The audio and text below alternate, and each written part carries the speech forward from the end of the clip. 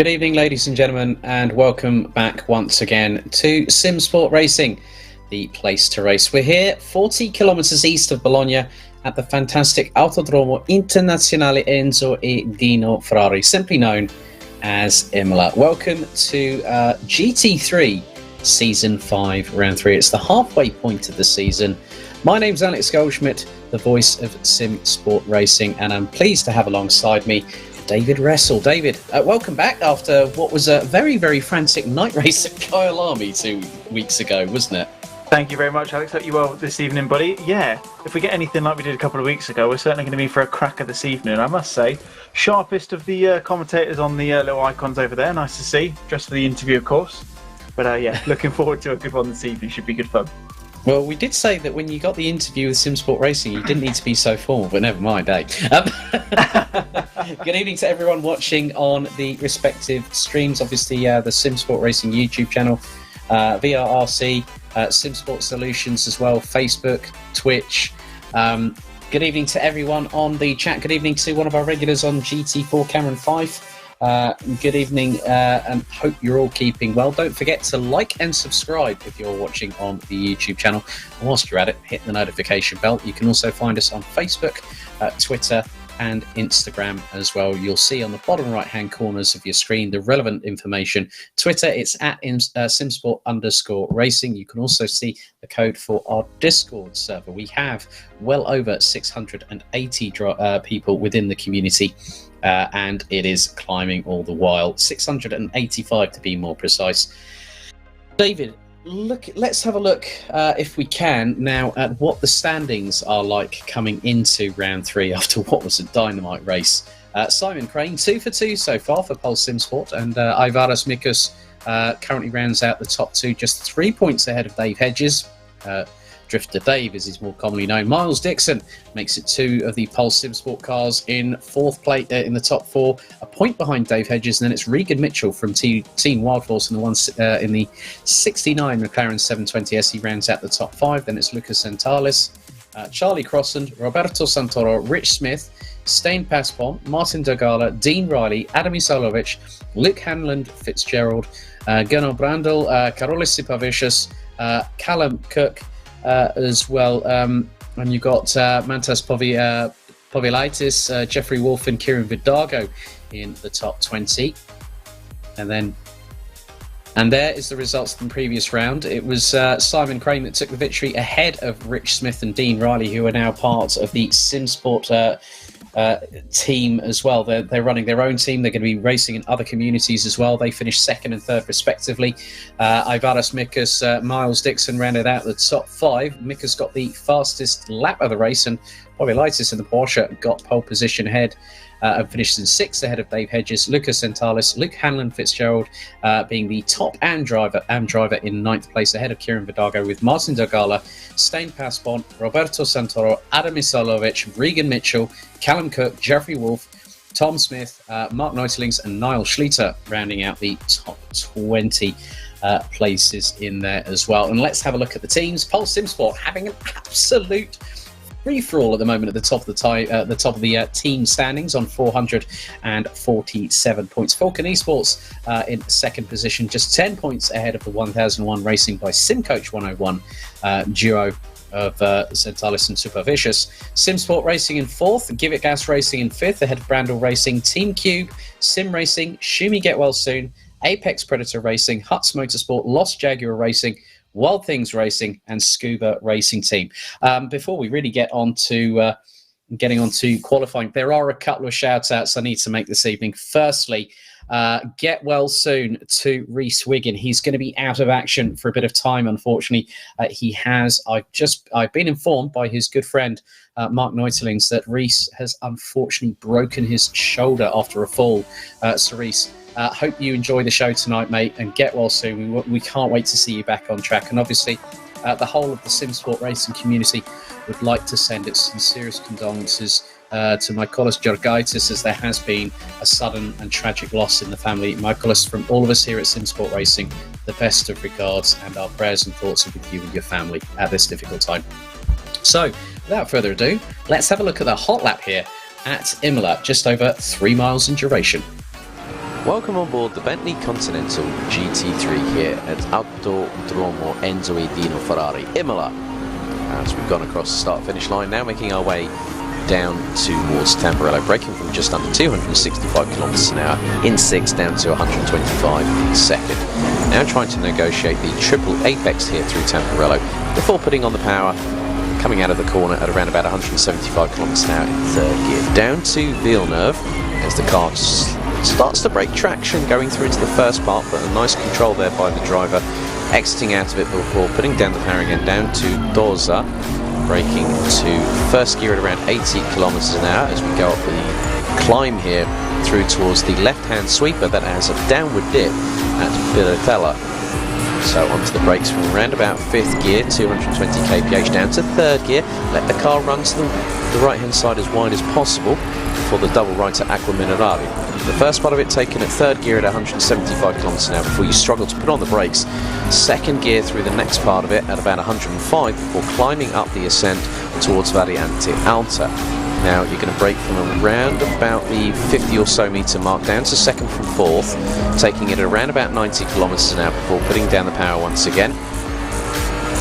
Accelerating to 4th. Now up to 5th gear, pushing over 240 kilometers an hour into the braking zone here for Rivazza. A 2nd gear double left and looking to try and just control it between the corners as the Bentley struggles for traction whilst you put down the power. Now it is the run to the line here at Imola, and the car will exceed 230 kilometers an hour whilst going across the line in 5th. Well, there we go. A hot lap here at Imola, just 3.050 miles, 4.909 kilometres. David, there's a couple of points we need to talk about here. Quite a few pertinent ones. Obviously, we're on Italian soil, so naturally the cars that we would expect to probably be at the sharp end of the grid would be the likes of the Lamborghinis and the Ferraris, and there are quite a few Ferraris in this grid. We're about 2 3/4 minutes away from qualifying. I mean, that's going to be a real telling point because the prancing horse always seems to perform well on home soil. Yeah, I wonder why that might be. Yeah, quite a few testing venues they've got over in Italy, isn't there?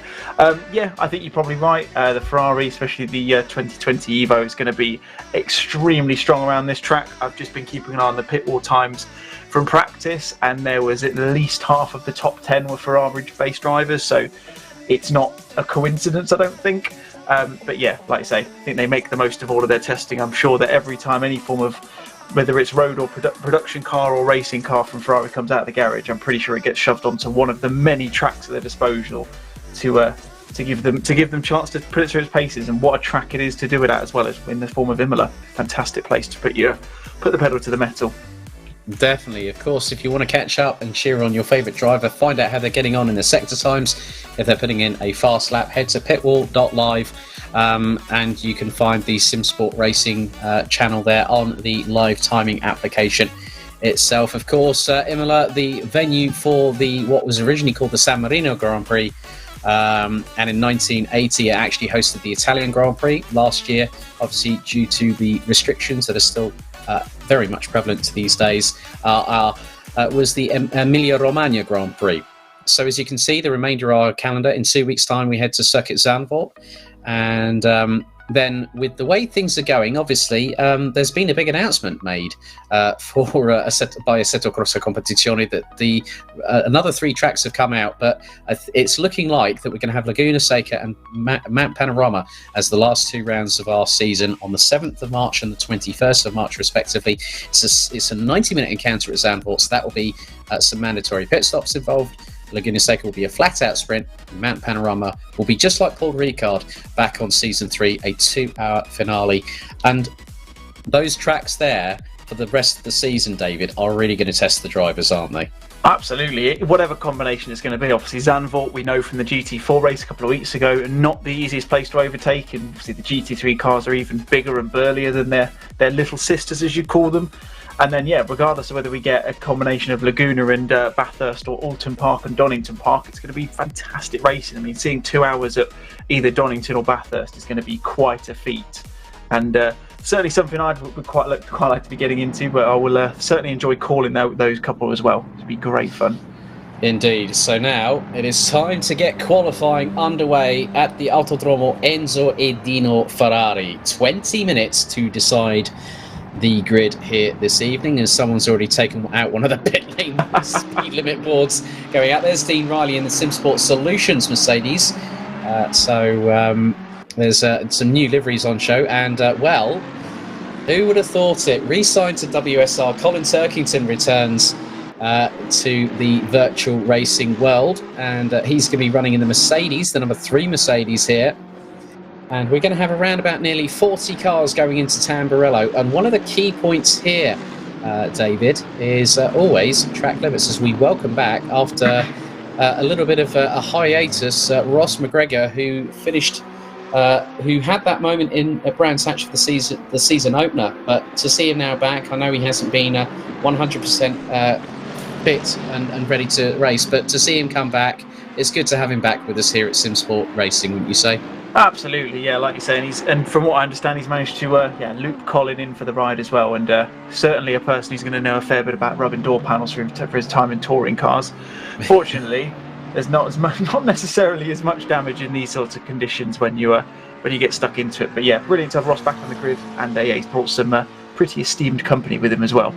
Indeed, and we've also got Michael O'Brien, who's been racing in British GT with McLaren, and he's running in the Jensen Team Rocket RJN colours, and obviously that livery was used by world's fastest gamer James Baldwin last season, and they're getting up to speed here. And one of the other things is that track limits here at Imola, literally, you take 1 inch on those track limits, you can get pinged rather easily, can't you? Absolutely, and it's one of those tracks as well. It's a proper old school track. I tend to think is you've got to commit to a lot of these corners. When you're looking at the likes of Piratella up at the top of the hill, you're looking at Tamburello, the Villeneuve chicane, those sorts of corners. You're going in at such high speeds, and you don't want to lose any form of time, 1/10 of a second minimum.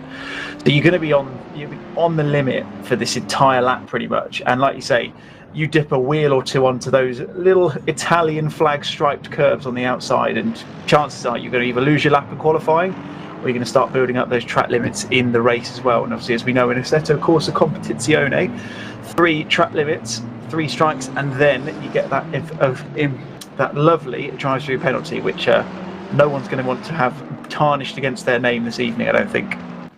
Now, there's one of the Apex Predator Racing Ferrari 488 GT3 Evos, piloted by our very own Kieran Vidago. His teammate is the 143 of Yannick Muller. We've also got the returning Denise Pope back in. She's running in the number 79 Wild Things McLaren 720S GT3. And with 39 cars on the grid, it is going to be a rather tricky affair to get a hot lap, and you've got to have enough space around you, particularly in front if you're really winding that car up to volume number 11, in the words of Spinal Tap. As now Kieran Vidago looks to have punched the hammer down to the floor, coming out of Rivazza, as he will come across the line to start a hot lap. Yeah, it's one of the Pulse Simsport guys behind him as well, and he's probably a little bit too close, I would think. If Kieran has any form of issue around here, it's going to slow him down as he comes through, about 1.5 seconds off the pace at the moment. However, I'm sure we'll start to see those times tumble. But as it was in practice, Charlie Crossland setting the benchmark of a 140.3 early doors, which is quite the statement, you've got to say, especially from that Mercedes. Well, we know how quick one of the Lost Jaguar Racing XKRs goes into the wall, and there's an off-track excursion. I think that might have been Denise Pope coming out of probably Doza, as Charlie Crossland in the 66 now goes into the left-hander that sweeps down the dip through Piratella, and I think he, in his first sector he did a 21.6 flat. He now goes into Acqua Minerale, and you've got to really wrestle with that car whilst trying to put the brakes on. But that was neatly done by Charlie Crossland. He's now going to go up the hill, as there is Tadas Dovidaitis in the number 32 Aston Martin, 4.9 seconds off the pace. Yannick Muller in the pits already. Turkington up into P10 ahead of Zentalis. Regan Mitchell rounds out the top 12. Dean Riley in the number 22 rounds out the top 13. Mark Markstein in the number 17. Now, he was in the trenches last time out at Kyalami, despite getting his way up the order, and the times are very much changing. I've just noticed that the number 77 That's Michael O'Brien goes in with a 1 minute 41.235, so the 77 McLaren up into second position. And he's 7 tenths up on this lap. This could put him within striking distance of Charlie Crossland. He now comes across the line. Does Michael O'Brien? What's the time going to be? Oh, that's a brilliant lap time there. A 1 minute 40.509. That puts him 0.135 seconds off of Charlie Crossland. There's Chris Pinchback. And he's running in 5th place in the number 43 Apex Racing Mercedes. He's coming up, I think that is towards Piratella. No, that's not Piratella. That's going to be down to the Variante Alta, a second gear chicane, taking it around about 90 to 95 kilometres an hour. And then there is the number 7 Jaguar just behind, and that is Richard Pixley. Good evening to Steve Hinden from Esports Design. He said, come on, Mr. Haley, let's have it for esports. Well, we'll have to wait and see, because Stephen Haley has actually admitted in the GT3 chatter thread in Discord, he said, I expect to start from the back. That's quite a serious statement to make, David, but we know that Steve Haley, when he's on his A game, there's no stopping that man. Well, absolutely. I would hazard a guess that he's probably sandbagging a little bit, knowing our Steve. Like you say, well, I think what he's probably suggesting is anything he does then is an improvement, and he'll probably be quite happy with that as conveniently enough, parks it just as he comes back up the hill towards Variante Alta. Clearly knows we're watching him, and probably doesn't want to show too much of the pace he does have. And he's certainly not sitting at the back of the grid at the moment, being 1.6 seconds off the current pace setter Charlie Crossland. So yeah, can't see him sitting too far back down that grid, I don't think. No, Charlie Crossland. Oh, he's just put in Charlie Crossland has absolutely thrown that warning shot across the bow. He's put in a 140.038. That now puts the gap between him and Michael O'Brien to just under half a second. Here's Rich Smith in the Simsport Solutions Rouge, so they'll probably have Noir for the other one for Dean Riley. Rich, second last time out. Lovely looking livery there on that Mercedes AMG GT3 Evo. He now comes out of the second left-hander at Privatza. Nearly goes sideways into the gravel on the exit whilst putting down the power. But can Rich Smith improve from 7th position? He might have lost a little bit of time there, and he stays P7. And that was literally less than a tenth off of his best time.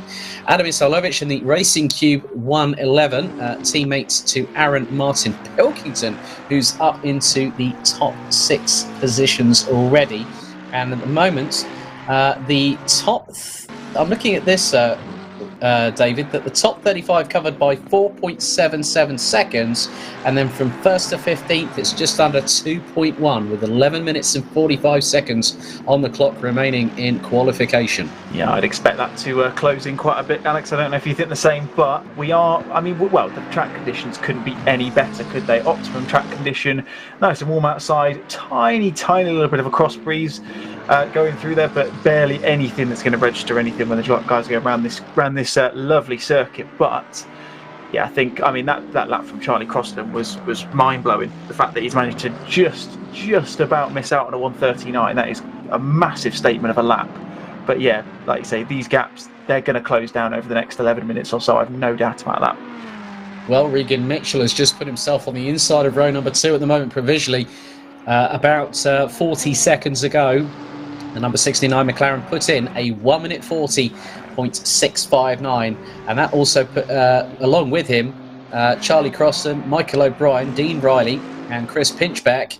That now puts the top 5 drivers, as there's Korolis Sipovicius, who's 6th at the moment. He has a bit of an off-track excursion. There's Dave Hedges in the number 88, teammate to Steve Haley. They're literally running concurrently what is now 14th and 15th, as there's I think a few other drivers are trying to put their muscle in. There's Stein Pasmont, I think the only sole Lamborghini Huracan driver in this field, and Stein's been a part of us since his initial exploits in GT4, but switched to the Raging Bull as opposed to the Prancing Horse that we've got, at least I count 10 plus cars in this category, as we now hit the halfway point in qualification. Stein Passpont looking to move up into the top 20 as he now makes his way down towards the double left at Rivazza. Hard on the brakes in the Huracan, and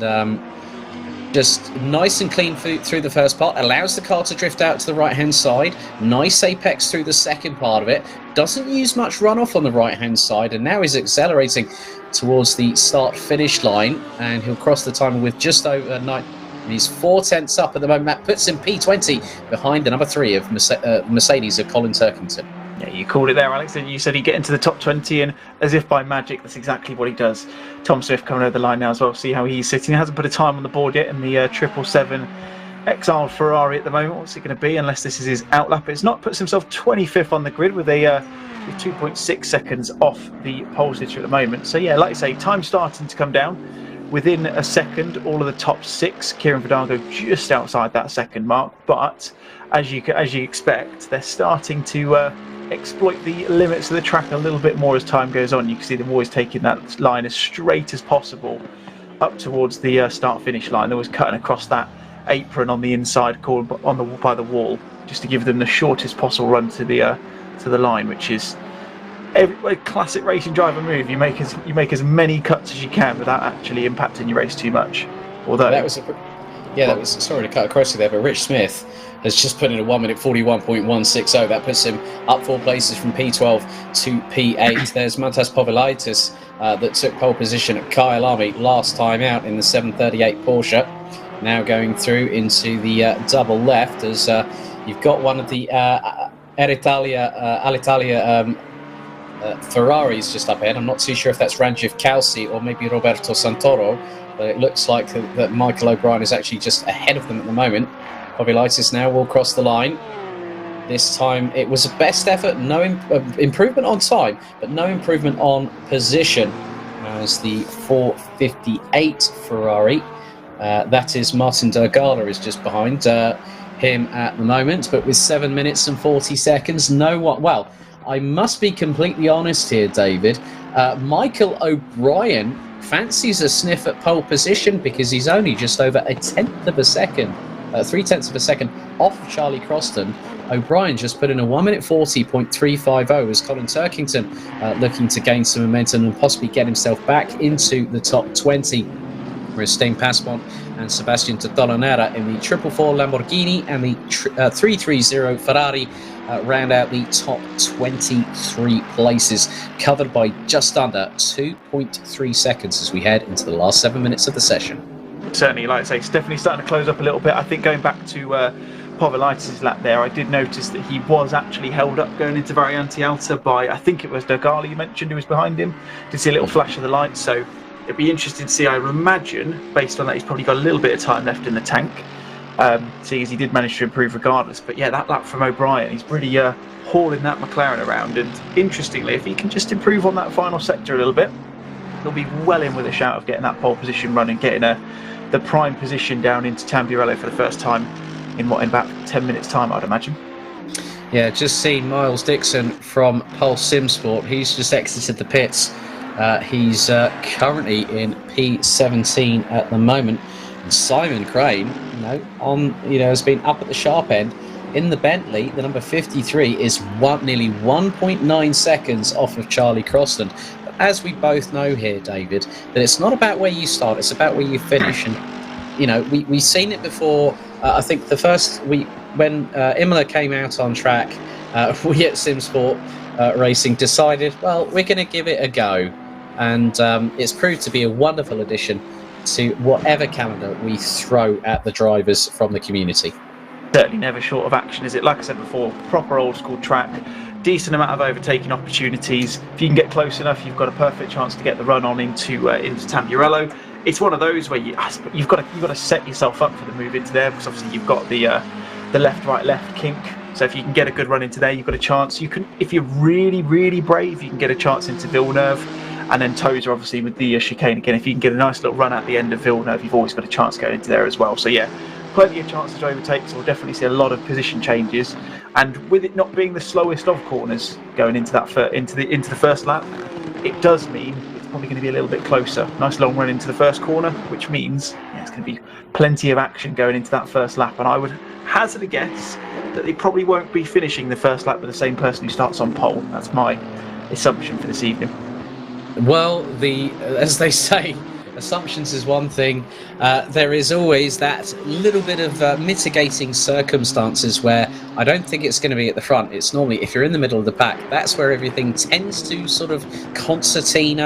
And if you're going 3 abreast into the first part of Tamburello, remember it's a 3 apex type turn. You know, so you've got a left, a right, and then a left. And then before you power out of the corner and head towards the left-right chicane at Villeneuve before the tight left-hander at Torza.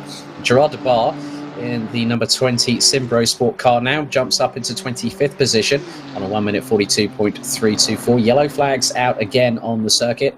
Air temperature 18 degrees. There's some sunshine up above with some clouds in the sky, and the track temperature 24 degrees Celsius. Here's Simon Crane, our current points leader here in Season 3, currently in P20, jumps up to P16 on a 1 minute 41.778. There's Roberto Santoro in the number 78 Ferrari, and he's currently P17, two positions behind his teammate, who calls himself the official Simsport Racing Works Ferrari driver, Ranjiv Kalsi, in the number 47, and they're split by about just over I think close to 0.2 of a second between the pair, as Santoro now goes down the dip out into what is Rivazza, and he's got one more corner to go before he completes another just over 3 miles. The lap record currently held by Lewis Hamilton in this revised format, which has been used since 2008. And also the track itself has been named after the late founder of Ferrari, who passed away in the late 1980s, Enzo Ferrari, and also his son Alfredo, who was actually nicknamed Dino Ferrari, who passed away unfortunately at the sudden age of 24 in 1956. And also, it is one of the few major international circuits to run in an anti-clockwise direction, and the reason why Formula 1 is able to compete there is because the circuit has an FIA Grade 1 licence. A little bit of a few tidbits for you people watching at home, and Cameron Fife is already signalling via the chat, can we get a shot of Colin Turkington? You might want to have the rewind button there, Cameron, or just keep your eyes peeled. Just under 2.5 minutes in the session to go. Charlie Crossland still leading qualification by just over 0.3 of a second ahead of Michael O'Brien. Then the rest of the top 4 is a lockout for McLaren, Woking's finest, courtesy of Regan Mitchell and Aaron Martin Pilkington. Dean Riley in the number 22 Simsport Solutions Mercedes is currently on the inside of row number 3 with Yannick Miller in the 143 Apex Predator racing car. And Cameron's excuse was said on the chat, I was just making tea. How long until the race starts? Well, we're going to probably be in the next 5 or so minutes, 6.5 minutes or so, because we're into the last 1 minute and 45 seconds as we are on board now with Colin Turkington in number 3. He's just exited Piratella, going down towards the right-hand side. Now into the left, full commitment through the first part of Acqua Minerale. Now into the left-hander, taking it second gear at around 120 kilometres now. He bumps over the sausage curbs on the left-hand side on the run down to Variante Alta. You get a break from just before the 50-metre board as Michael O'Brien comes across the line. And I think he's just took a 10th out of Charlie Crossland on that particular lap. So Michael O'Brien really is tending to be the danger man. Charlie Crossland about to cross the line now. He's done a 1:39.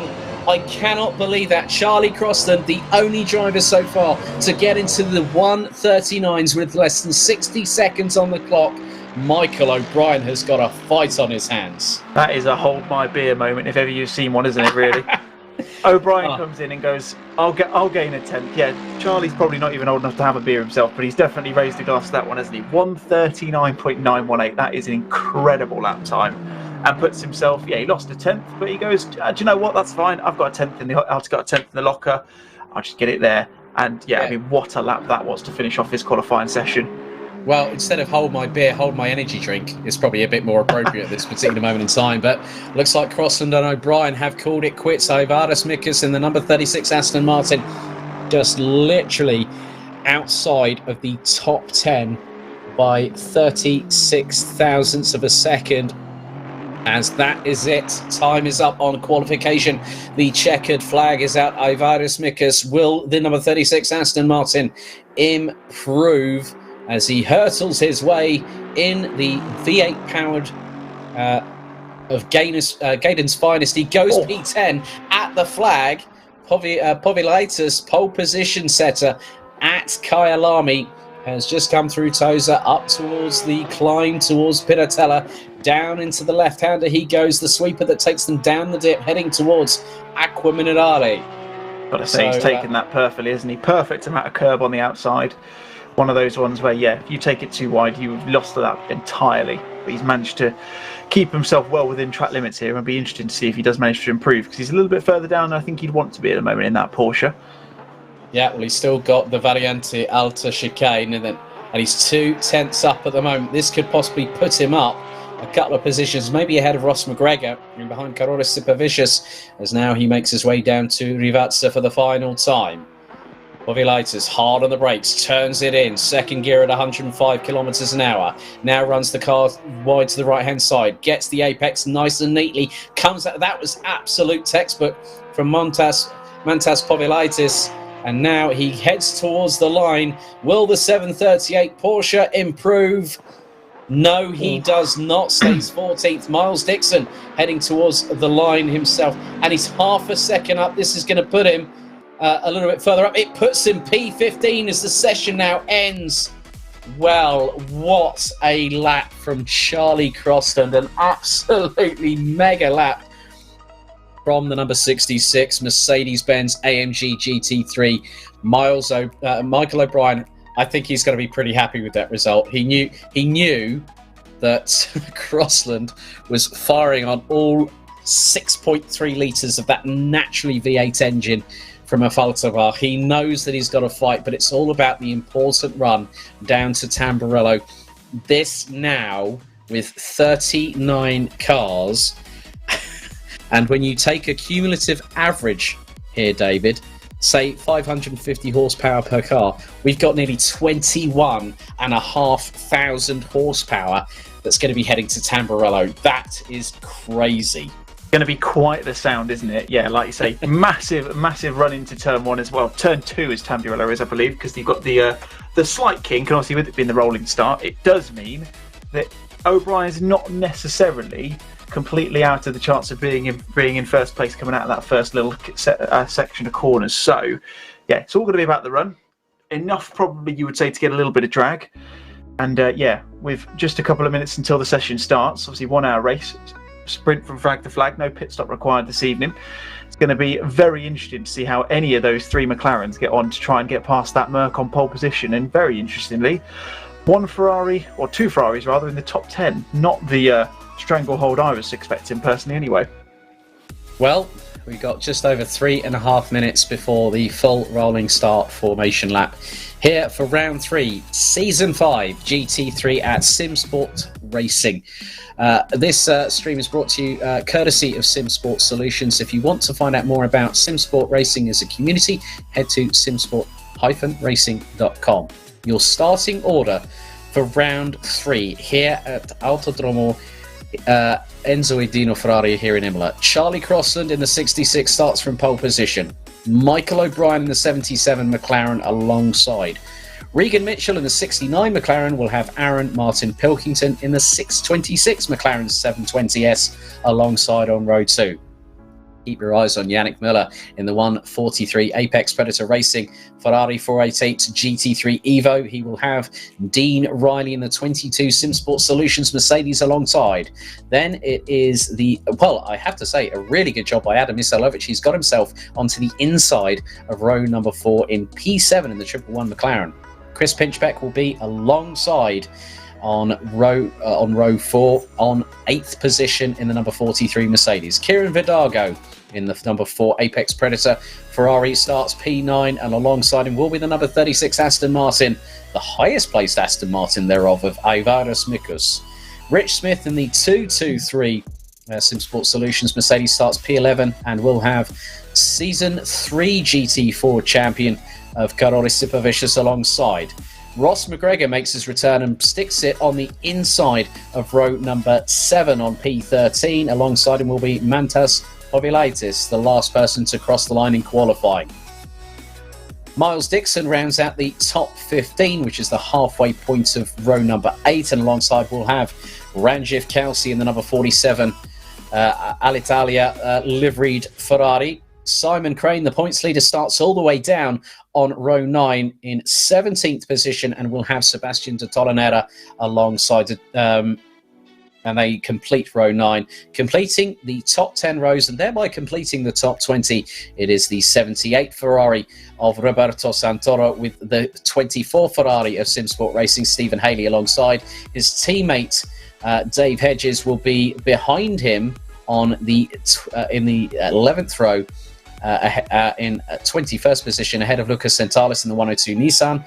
Tom Smith in the XL 777 Ferrari starts on 23rd. We'll have Colin Turkington in the number 3 Mercedes alongside. Stijn Pasbok rounds out the top 25 positions and has Simbro Sports number 20 of Gerard de Bar. Also, Luke Hamlin Fitzgerald starts 27. Gerard Brandl starts in the 737 Porsche in 28th, ahead of Jeffrey Wolf in the 86 Ferrari. Jesper Peels in the 229 Honda NSX GT3 starts 30th. That completes the top 15 rows, ahead of Denise Pope in the 79 Wild Things Mercedes McLaren. Mark Neutlings in the Warsteiner Tribute livery 666 BMW M6 starts 32nd, ahead of Martin Dergala in the 458 Ferrari. Mike Markenstein in the 17 Honda. Then it's Evan Dafas, Denise Pope's teammate at the Wild Things crew in the 74 McLaren 720S in 35th, ahead of Richard Pixley, Callum Cook, Tadas Dovidaitis, and rounding out the 39 strong grid, it is Daniel Parker. Well, look at that sight. Charlie Crossland now starts leading the field away here at Imola, followed by Michael O'Brien. The anticipation here, David, is quite literally palpable, isn't it? Oh, it's certainly a sight, isn't it? Yeah, it's going to be a fantastic race, of course, hour in length. Perfect conditions by the looks of it. No threat of rain, according to the forecast, at least for the first half an hour of the race. But looking up there, nice and warm, optimum track conditions. Yeah, should be a good one. It looks like it's just going to be man and machine who's going to get across the line first after a what I can only imagine is going to be a very frantic 60 minutes coming up. Yes, the all-important rundown to Tamburello will decide how the story plays out before our very eyes. So the wind pickup, well, there's not much of a wind to speak of because it's just literally a fraction. It's 1 kilometre an hour. There is cloud cover over the circuit here of just, for the next 30 minutes. But we all know, David, now Lewis Turkington has just said in the chat, will it rain? Lewis, I think the best thing I'm going to say to you right now is I think we're going to have to wait and see. It is random weather, and with the way that cloud cover looks, David, I think anything's possible. Absolutely, yeah. It's still nice and warm at the moment. It was very sunny during qualifying. However, yeah, you are right. It's looking like there's some quite thick cloud cover at the moment. As you see the Pulse Simsport trio jostling almost on the formation lap. Maybe trying to have a couple of words with each other out the window, maybe, to try and set up some sort of battle plan. But yeah, it's not beyond the realms of possibility. I say we had a fully wet race at Kyalami a fortnight ago, but yeah, with that cloud cover, never beyond the realms of possibility. Probably would need a little bit more wind to pick up though over the next probably half an hour or so, I'd suggest. Indeed, and we have seen it in races before that when the rain hits, that track can go very, very greasy. Very, very quickly indeed. They're coming out of Acqua Minerale and heading to the Variante Alta. One of the more important things that we're seeing now from the drivers here, David, is that the likes of Charlie Crossland, Michael O'Brien, Regan Mitchell, they are all starting to heat up the carcasses of those tyres, using the brakes to help build temperature in the tyres, as well as heat up the wheel rims, just to make sure that their weapons are as sharp as possible going into Tamburello. They want to make sure that they can nail the brakes with full confidence. Oh, absolutely. The last thing you want to have is cold brakes into the first corner of the lap of a race, because you are going to be the one that is going to have a number of people around you probably throwing fists up in the air in dissatisfaction. Is probably the most politically correct way I could put it. But yeah, it's a little bit cloudier than it was in qualifying, so I'd imagine there's been a couple of setup changes, maybe changing the PSR on the tyres just to make them a little bit warmer. But yeah, as long as it looks like they're all going to be nice and warmed up now. These guys know what they're doing. They're very switched on as they line up side by side now. We'll get ready for everything to go green. Okay, ladies and gentlemen, 60 minutes here at Autodromo Enzo Edino Ferrari. And it is going to be an absolute barnstorm of 39 cars, nearly 21,500 horsepower here at Imola as we are getting ready. It is Crossland and O'Brien on the front row getting ready. They are in 2x2 formation. Once again, are we ready? Are we steady? Ladies and gentlemen, as we've got the triple screens courtesy of Mike Yao, we have got a chance to go green. Will it happen? We're still waiting. They're keeping them holding. And anyone getting a really bad run will get a drive through. It's green, green, green. O'Brien does the right thing behind Charlie Crossland and slots in behind, heading into Wills Tamburello as Martin Pilkington trying to go side by side with Regan Mitchell. And he's got past him already going through the first part of Tamburello. And that could allow Yannick Muller. Muller's making it 3 wide coming out of Tamburello. Oh my goodness me. Martin Pilkington went brazen as there's someone off in the grass. That's Adam Isalovic ran towards the back of the field and he gets a little bit of a tag from behind, but a clean start. And look at the gap already between Crossland, O'Brien, and then Mitchell is battling away with Martin Pilkington. Yannick Muller, I think, has lost a little bit of time there. Yeah, Regan Mitchell is going to be screaming inside that cockpit at the moment with Martin Pilkington right on his rear wing. He wants to keep abreast of those two, have just disappeared up the road so far. But amazingly, 38 cars have gone into the first corner on this first lap at Imola, and from what I can tell, it looked like everyone made it through cleanly, barring I think it was Izailovic who went a little bit onto the grass coming out of Tamburello. But amazingly, testament to all the guys on the grid this evening, somehow managed to keep it clean, and that is quite a feat in itself, I've got to say. Yeah, well, it looks like Dean Riley is ahead of Chris Pinchbeck at the moment in the battle for 6th and 7th position. Multiple cars actually have been seen having contact. One of them was actually Colin Turkington down the order. Well, a lot of drivers have lost positions. Isalovic all the way up in P7. He's down to P23 as now Regan Mitchell gets the hurry up from Aaron Martin Pilkington coming out of Rivazza as the leaders now head their way across the line. We've just had less than 2 minutes of action.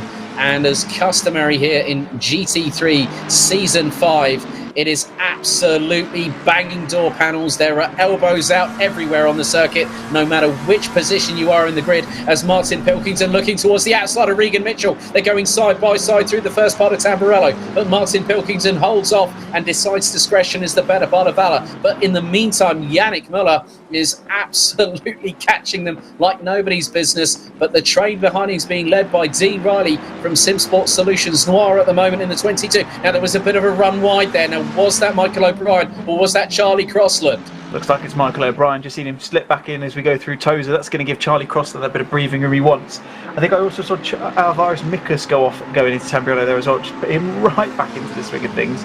And Simon Crane making a couple of moves, getting himself up into 13th place as well. But Aaron Martin Pilkington is looking like he's going to have his work cut out for the next 60 minutes as he's trying to make his way around Regan Mitchell. He is making that McLaren as wide as he can possibly as he's going through these corners at this moment in time. Fantastic defending into Tamburello there.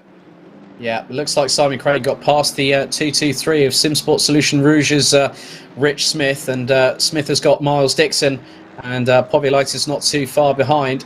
As now Simon Crane eyeing up a potential move in the next couple of laps or so on Ross McGregor, who's now got his way up into 11th position and is trying to chase down Karolis Sipavicius in 9th place. Kieran Vidago up into 8th, Mikas down in 10th position. You can see how quick that Bentley for Simon Crane is at the moment, because he's absolutely closing on the number 15 of Ross McGregor. Good to see Ross McGregor back, and despite not being 100% up to health, he's still going to give it his all. And look how much tow he's got. That Bentley is pulled to the left-hand side of Ivaras Mikas, and this is going to be into the run. And this is a dogfight at nearly 250 kilometres an hour down into Tamburello. McGregor's got the inside run for the first part of it, and he slams on the brakes up the inside. There were yellow flags being waved there, I believe, ever so slightly. But as that is Aaron Martin Pilkington. Now, was there drama between him and Regan Mitchell? I'm not 100% sure, but that is disaster for Aaron Martin Pilkington. He's dropped all the way out of the top 20, I believe. And Colin Turkington, I think, he's got a good run on him at the moment. But that is disaster. That means Yannick Muller now has a bit of daylight between himself, and that is the case. Well, yeah, Colin Turkington runs a bit of wide coming out of Torza, and that allows Aaron Martin Pilkington to try and look to the left of him, look to the right of him, down towards Piratella. Turkington holding the inside line, hits the brakes, they both come together, and off again goes Aaron Martin Pilkington. That's lightning striking twice at this circuit for the number 626, and that means his teammate from Racing Cube, Adam Isolovic, gets back up into 21st position. Yeah, hopefully that is drama. Hopefully we'll see a replay of that on the going into Chamberlain there. But I think, yeah, Aaron just needs to calm down a little bit.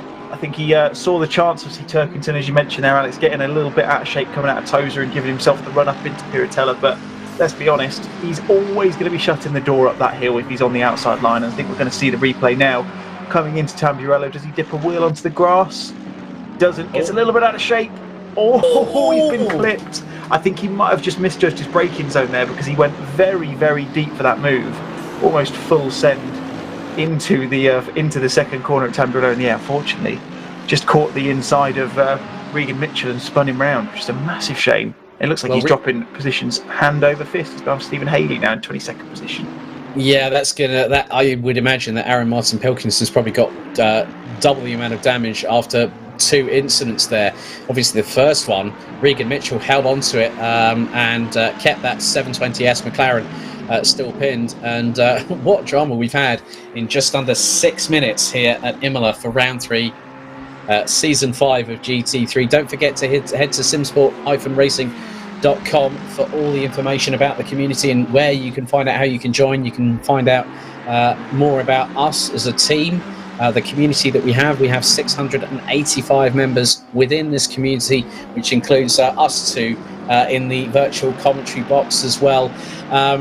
So realistically, with nearly, what is going to be lap number 4 in the books for Charlie Crossland, he's now extended a 2.2 second gap over Michael O'Brien. Regan Mitchell rounds out the top 3 ahead of Yannick Muller, Dean Riley, Christopher Pinchbeck, Kieran Vidago, Carolis Sipovicius, Ross McGregor, Ivaras Mikas, Simon Crane, the points leader, up into 11th, ahead of Rich Smith. And there is Miles Dixon closing on Rich Smith at the moment. And he's got Mantas Povilaitis just behind. Ranjiv Kelsey rounds out the top 15. Lucas Sentalis, Sebastian de Tolanera, Roberto Santoro, Colin Turkington, and Adam Isolovic rounds out the top 20 as we now go on board with Kieran Vidago, the second highest placed Ferrari in this gaggle of cars. 39 of them still circulating at the moment. And I've just seen that poor old Denise Pope, she's in the trenches again. She's ended up going from 31st to 38th. There were multiple incidents happening on the very first lap, but Charlie Crossland already into the sub 1 minute 42s. The number 66 has done a 1 minute 41.808, and now you can see these gaps, and this is between 4th to 7th position here, David. These drivers are covered by what? Just under 2 seconds as Ranjiv Kelsey goes up the inside of Rich Smith going through Tozer. Smith trying to get the switch back. Smith towards the inside as they're going up from Tozer, up the incline towards the left-hander at Piratella, and Rich Smith gets the inside line. Ranjiv Kelsey, do not try and chance it. He slots in behind, and there is Lucas Sentalis waiting in the wings to see what happens in front. You won't have seen what Aaron Martin Pilkington did a couple of laps ago, but he's played it sensible. He's dropped in behind him. Ferrari's quick around here, as we know. Not necessarily seeing much of it apart from Yannick Muller and Kieran Vidago, of course, in the top 10 at the moment. But it's starting to look a little bit like we might be starting to form a bit of a Yannick Muller train. He's certainly going to be looking backwards towards Dean Riley rather than forwards to Regan Mitchell in the McLaren as it stands. However, still plenty of time left in this race. And interestingly, Ivaras Mikas, who we're on board with now, was actually the fastest man on track, doing a 1:41.7 last lap. So clearly has got the setup working in that Aston Martin V8, and he's looking at a chance on championship leader Simon Crane going into lap number 6. Yeah, that's very much the case there, because what can happen is that as soon as you get a really, really good tow, and that Bentley we know has a lot of dirty air behind it, and Ivaras Mikas has picked the right spot just to keep in behind as they now go into the braking zone into Tamburello. But Simon Crane looking to extend his advantage in the championship. He's had the 2 wins so far, but he's on the back foot a little bit here. But we have seen it before where championships have not necessarily been concluded just by winning the first race of the season. And I know that Simon Crane will definitely know that, and he will want to make sure that if he can stay in the top 10 after this race, I think that's going to be a case of damage limitation heading towards the next round at Zandvoort. Absolutely. What did he start at? About 15th, 16th on the grid, I think it was, maybe even a little bit lower. So yeah, if he can get himself in the top 10, he'll be very pleased with that day's work. Judging by what the championship standings are at the moment, he should retain his position at the top there, I would imagine, barring any miraculous collapses throughout the next 50 minutes or so. But yeah, like I say, you're not going to win all 6 of these, especially with the difference in tracks that we've got. The Bentley is not necessarily going to be the most powerful car around here, we know that. And yeah, like you say, Alex, damage limitation from Simon potentially, but still plenty of time, and he's still got plenty of positions. He's got Simon McGregor rather. No, Ross McGregor, if I can get his first name right, in front of him. He'll be looking towards the back of his car sooner rather than later, I'm sure. Very much the case. So we've completed the first 6 of this 60-minute race. 49 minutes and 45 seconds to go as Adam Isalovic closing on Roberto Santoro for position. They're now heading down the dip towards Rivazza. The double left-hander taking a second gear at about 100 to 105 kilometres an hour before they head their way across the start-finish line. It's a very long back straight, and this is one of the main overtaking opportunities here, David, that you can really get a good run. We saw that with Ross McGregor a little bit earlier on, a couple of laps ago, if you really are in the slipstream, and he pulled alongside to get the move done. So Ross McGregor knows that that's one of the perfect opportunities to overtake. But then also going from Variante Alta down to Rivazza, that's another perfect overtaking opportunity here as well at Imola. Yeah, absolutely. Yeah, you can get some good runs out of here. Like say, come out of Rivazza, you've got that lovely long start-finish straight as Isalovic looking to go down the inside into Villeneuve, but yeah, quite rightly, I think, thinks better of it and just sits in behind Santoro for another couple of corners. But I think, yeah, you want to get the inside line into Tamburello. It isn't one of those where it's tight enough to get a switchback or anything like that. So if you can get the inside line. Right, okay, now we're heading over to Colin Turkington. This is a replay. Oh, spins around and gets hit. So effectively he went over the sausage curves coming out of Variante Alta. The car then literally pirouetted literally 90 left, and then got tagged by one of the Racing Cube cars. Now, I think that might have possibly been Adam Isalovic. I think I'm just going to have a look on that front. We're just going to have a look. Right, okay, we're going to have another look. So something else has also transpired. Now, this is going into Rivazza, and there is one of... and another tag, and Colin Turkington beached on the outside the first... cars going left and right of the number 3 Mercedes. Colin Turkington has definitely been in the wars, and also the driver that caused the incident has done the sportsmanlike thing. This is what we see in Simsport Racing. Everyone has a lot of mutual respect that if you are the one that has caused said incident, you're under obligation through a sportsmanship etiquette to give the position back. Absolutely. Doesn't matter whether they used to be a professional racing driver or they're one of the guys in the community. It's lovely to see that. I think that was Callum Cook who caused that, and I don't think there's anything too wrong. I think it looked like Colin left the door maybe open a tad, probably shut it a little bit too late, maybe going for a late apex. So I can't necessarily say anything bad about Callum making that move, but yeah, very good of him to sit back and wait for Colin to come back on track.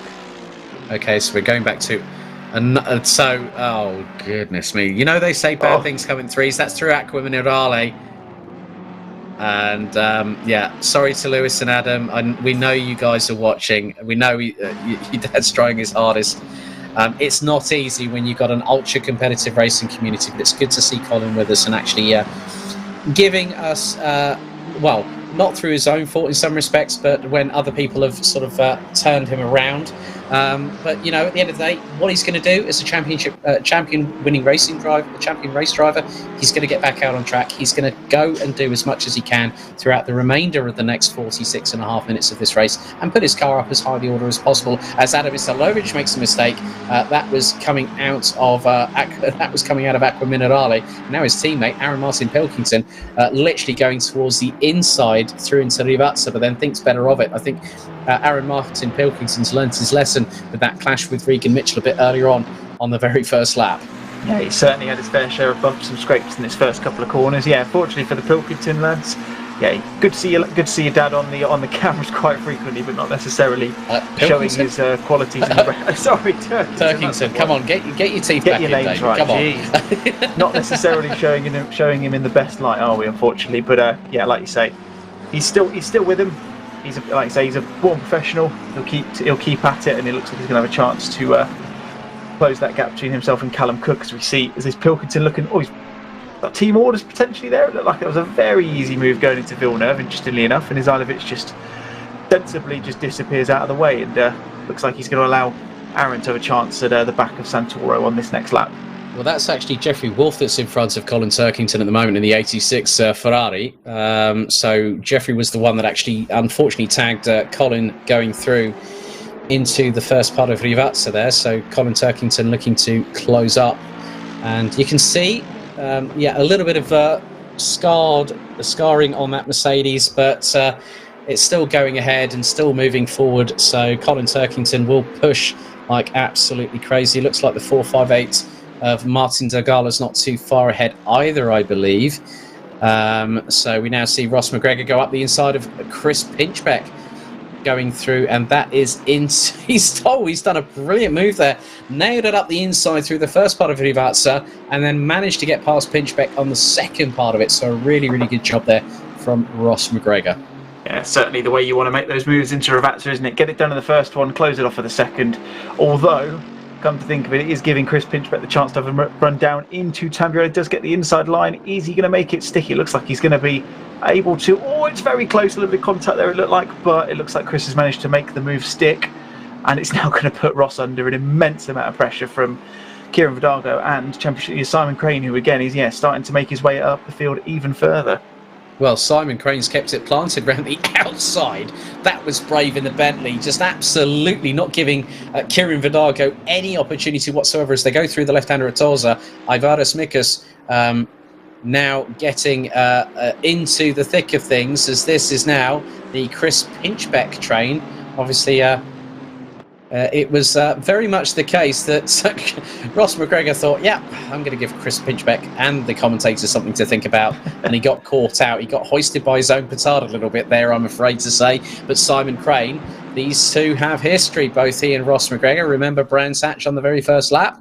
Well, they're back at it again. And this time it is for sixth position in the running order so far, with 43 minutes and 10 seconds still to go. Charles Moen, the race is an hour long in completion, so we've got just 17 minutes of that completed, 43 minutes to go. There are no mandatory pit stops, as again Ross McGregor looked towards the left hand side of Chris Pinchbeck going into Rivazza. As we're now going to go to a replay. Now this is the one of the Hondas, and that is the number 17 of Mike Markstein, who goes Tokyo drift in front of Mark Neutelings, and Neutelings manages Neutelings gets turned around, and the back end of the BMW hits the barriers, and Markstein literally gets nowhere to go and nearly comes back into the path of Colin Turkington. Oh my goodness, as Ross McGregor has just gone off the track and is literally straight line Tamburello, and that has meant that Chris Pinchbeck has gone up the inside. Simon Crane looking up the inside of McGregor there. McGregor now trying to go on the offensive. Oh, they clash again, and this time Simon Crane goes wide. Kieran Vidago gets up into what is now 7th position as Simon Crane fires it back up the inside of Ivaras Mikas. Oh my goodness me. More up and downs than a yo-yo here at the moment, and this is only getting started. This is crazy, isn't it? I mean, yeah, you said it was the Chris Pinchbeck train. It went down to about Miles Dixon before, and it's now nearly going down to Rich Smith and Povolitis as well if it keeps going like this. And you see, it's like Kieran Vidago trying to go down the inside into, well, geez, he's not going to try and do it there, is he? No, sensibly decides to leave it into Aqua Minerale. But yeah, I mean, props to Simon Crane there. He got a little bit of panel rubbing into Villeneuve, but the way he managed to keep that thing pointing in the right direction and got back on, and even tried to go for a move past Vidago into Tojo. Everyone's gone off there. Now that was a massive moment. That was Ivaras Mikas, I think, that's just gone off the circuit. Yes, that is the case. So the Aston Martin now drops out of the top 10. So Yannick Müller gets ahead, and Simon Crane up into P7. But Chris Pinchbeck still holding on for 5th position at the moment. We've got we're less than a third of this race through, and no one knows what's going to happen. But meanwhile, at the front of the field, Charlie Crossland has started to canter away from Michael O'Brien, the number 66 Mercedes, around he's just under 6.1 seconds. We're going to go to a replay now. Now, this is Pinchbeck and McGregor. McGregor looking towards the outside. And he just loses it in the braking zone. Nearly hits Pinchbeck on the right-hand side. Yeah, it looks like he might have got a little bit of a push there. But Pinchbeck, the thing is, McGregor's let Pinchbeck get past. Simon Crane's come up on the back bumper of McGregor, up towards the inside through Villeneuve. So, that was very interesting. And now they're at loggerheads again. Pinchbeck and McGregor. McGregor's powering round the outside, coming out of Tosa, going into Piratella. Simon Crane, puts one wheel on the grass, clashes with the right-hand side of Pinchbeck. Crane drifts wide through the first part of Piratella, down the dip towards Aqua Minerale. Pinchbeck back up into position. So Pinchbeck up into 7th, but here comes Kieran Vidago, and he's definitely got the fire lit in the belly as Martin Zergala coming under fire from Colin Turkington, and this is for P29. It's absolutely incredible, isn't it? I mean, there's just action all over the field. Props to Mike running the stream this evening. Fantastic work as ever. The fact he's managing to keep abreast of everything that's going on at the moment is nothing short of incredible. And this battle is not going to be stopping anytime soon. Gap to Miles Dixon between Kieran Vidago has managed to extend a little bit, so the train has shortened slightly. We have dropped into maybe even 2 trains potentially if you look at it that way. But yeah, this front 4 is not going to be stopping anytime soon, and we see Kieran Vidago might want to try and get a run onto Simon Crane as they go down into Tamburello onto lap number 13 now. Well, Charlie Crossland at the moment has got the fastest lap of the race, a 1 minute 41.541, and that was set around just over nearly 6 minutes ago. So at the minute, Charlie Crossland is going for what they call the Grand Chelem, basically pole position, fastest lap and a race victory. He's got a 6.3 second advantage over Michael O'Brien, who's got Regan Mitchell trying to close him down, as it looks like. Now, that's Yannick Muller that's gone off the track. Yannick Muller's had a massive moment. He was in P11. Now the 143 has dropped down the order. He's ended up ahead of Lucas Entalis, and there's one of the Racing Cube McLarens. And that's Adam Isolovic. He's up into P19. And there is Sebastian Tatonaner, who runs wide. And that was coming out of Villeneuve. And then Isolovic goes around the outside of him, going into Doza. Gerard Debar. And then you've got Tom Smith in the exiled Ferrari. Steve Haley down in 22nd position, ahead of teammate Dave Hedges. So sideways Steve trying to look to keep that car pointed in the right direction, rather than going all Maranello drift on us here at Imola, as he's looking towards the inside of Tom Smith there, going through into Aqua Minerale. And in the picture-in-picture on the back of roof cam of Chris Pinchbeck, as there is Simon Crane looking rather foreboding and looking to close up, as the gaggles of trains here at Imola continue to race around the 3.050 mile circuit completely unabated. You could hit the nail on the head, Alex, didn't you? There's definitely gaps across the field, but my word, are there some trains and some battles forming. It's good, because we see we've got in the main picture at the moment Simon Crane. The difference in speed there is incredible. Doesn't quite manage to get enough on him to get the move done into Tamburello past Chris Pinchbeck, but he is getting closer and closer, and I would imagine Chris is starting to feel a little bit warm under the collar. He's starting to get the moves done on him. You can see Simon's just starting to show to the inside a couple of times, just letting him know he's there, giving him that little reminder. I'm sure Chris will be very aware of that, and he'll be trying to make that Mercedes as wide as possible and see if he can hold on to that 6th position. Yeah, well, I've seen that Yannick Muller has pulled it into the pit lane. Yannick Muller, I think if that damages terminal, Yannick Muller will not be continuing any further in this race. Now we head back to the battle between Tom Smith, Stephen Haley. You've got Dave Hedges, so you've got Sideways Steve and Drifter Dave in those lovely looking Ferrari 488 GT3s. They've got Jesper Peels in the number 229 Honda NSX GT3 Evo just behind. So this is an interesting four-way scrap for what is the last position in the top 20, as it looks like Dave Hedges was the slightly wider car going out of the track, coming into Piratella, but was still within track limits. As you can just see, the front left wheel of that number 88 Ferrari gets a little bit airborne coming out of Aqua Minerale. And now this has become a bit of a train, and this is the De Tolonera train, and that's from 18th back to around 23rd position. And you might want to keep your eyes on Stein Passport and the Sol Lamborghini. He's about 1.8 seconds behind. But if this gaggle decides to start battling away, and that could happen between De Tolonera and De Bar, then we could be in for a bit of a ruckus in a few moments' time. Yeah, absolutely. Stephen Haley looking to make the move on Tom Smith here as well. He's certainly got the legs. He's in equal machinery, so there's only setup that might change anything here. Looks like he's not necessarily going to be close enough to look to the outside. Probably not where you're going to want to make that move stick. You're going to want ideally that inside line, because obviously you've got the 3 apex into Tamburello where you would be. There we see Simon Crane getting very close. There's going to be a chance for a move up into, what is it, Piratello we're going towards now. He has got the inside line. He's going to last to the late breakers, and looks like a fairly clean move at the end, and exceptional camera work. He's coming back down the inside. This is just not going to stop as they go into Aqua Minerale. This is going to be close. You can't fit 2 cars through there. And Simon Crane, after what has been a marathon, I think he's probably thinking, has finally managed to make his way past Chris Pinchbeck, and now he sets his sights on Ross McGregor ahead of him. Simon Crane, Chris Pinchbeck, that was absolutely ridiculous side by side going into Aqua Minerale from Piratella. But yeah, that battle's really heating up. But also you've got to keep your eyes on that dark horse behind him, the prancing horse that is of Apex Predator Racing's Kieran Vidago, just behind that duo as we go back to this intense battle for what is still 18th position.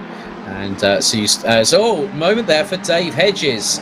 Dave Hedges now being passed towards the outside going into Rivazza after a moment there through Variante Alta for the number 88. And Jesper Peels now goes back up the inside of him. And that's really changed the dynamic. Oh, moment there for Stephen Haley coming out to the second left of Rivazza. A wheel on the dust coming out of the corner.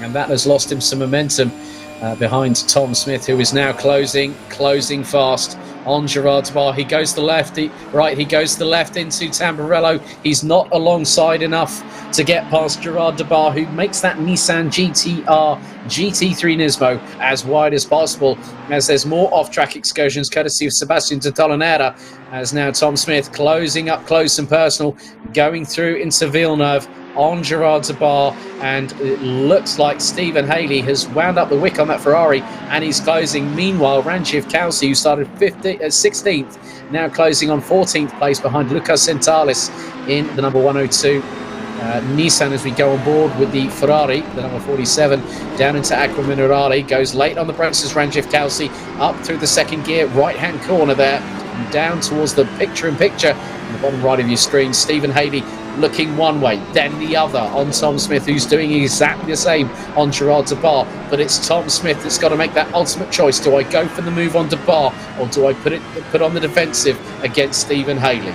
Yeah, he's in between a rock and a hard place, isn't he? He's gonna go for the move. Oh, what's happened there? I think there's been a bit of contact. There's a touch between Gerard De Bar and Tom Smith, I think there. That was just outside of the camera's view, or from my peripheral vision there. But Dave Hedges, it looks like Stephen Haley now goes up into 19th position as Dave Hedges tries to banzai up the inside of the Nissan through Rivazza there. And that is for what is effectively, I think that was going to be 20th position. 21st position. So Dave Hedges now closing on Gerard De Bar. He goes to the left-hand side of the cyan blue Nissan, now goes back into the draft, going across the start-finish line. Hedges towards the outside, going to the braking zone. Oh, he goes on the grass, all 4 wheels, and that loses him positions. Tom Smith up the inside and Stein Passport waiting in the wings for more dramas. Oh, and Haley, Dave Hedges off the track, Gerard De Bar off the track. Oh, and more there's a clash behind, and was that Brandel in the 737? He was closing. Dave Hedges, massive damage, and he tries to rotate the car. The left-hand side smacks into the barriers off the exit of Tamburello. Disaster for Dave Hedges. Oh, I was just about to say he's done an absolute miracle work managing to keep that Ferrari going, pointing in the right direction as he goes onto the grass at what would have been about 250 kilometers an hour going into Tamburello, and then as soon as he corrected that, caught the curve, sent him off in through the second one.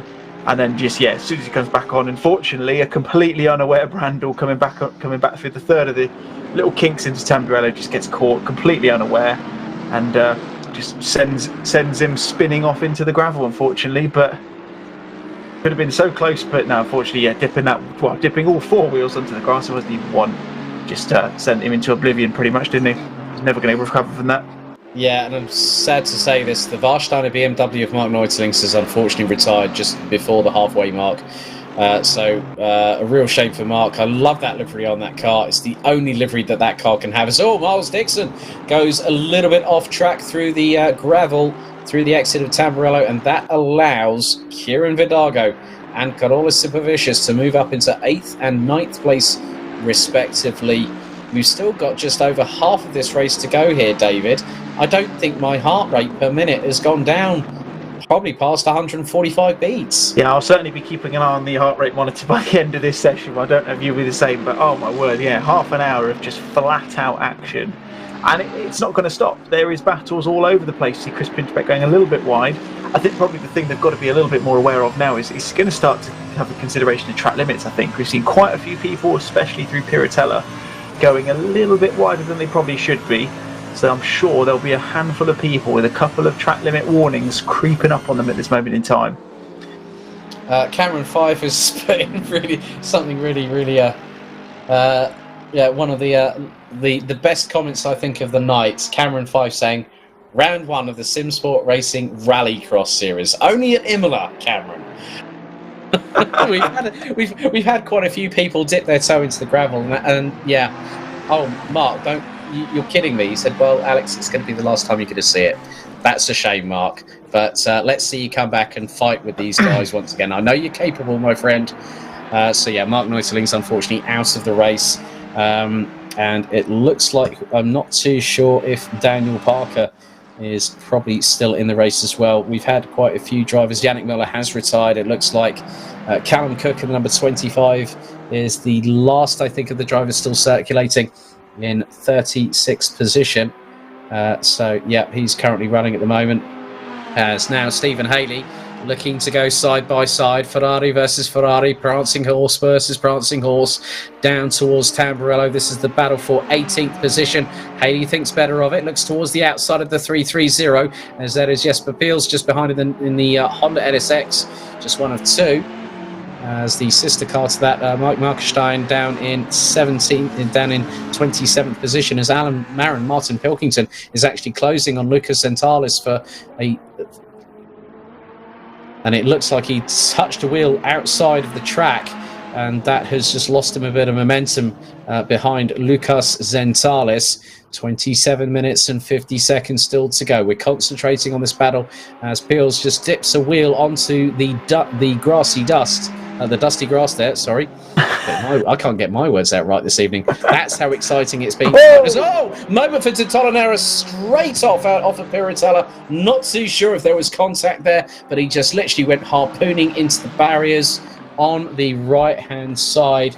And that front end of Titolinera's car is rather second-hand right now. Deary me, that was a big moment. It looked as though Stephen Haley was probably a little bit too far back for there to have been any contact. It looked like he just overcorrected and just sent it straight into the wall. And fortunately, obviously with it being a sim race, he'll be okay.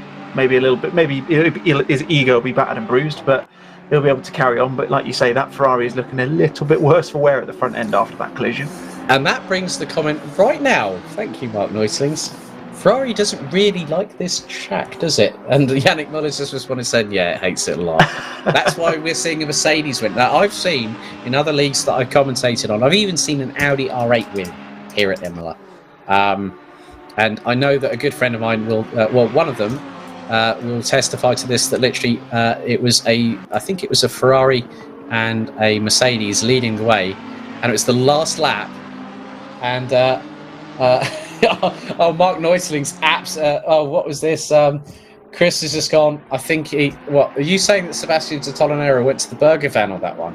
Well, who knows? You might need to ask him yourself on that one.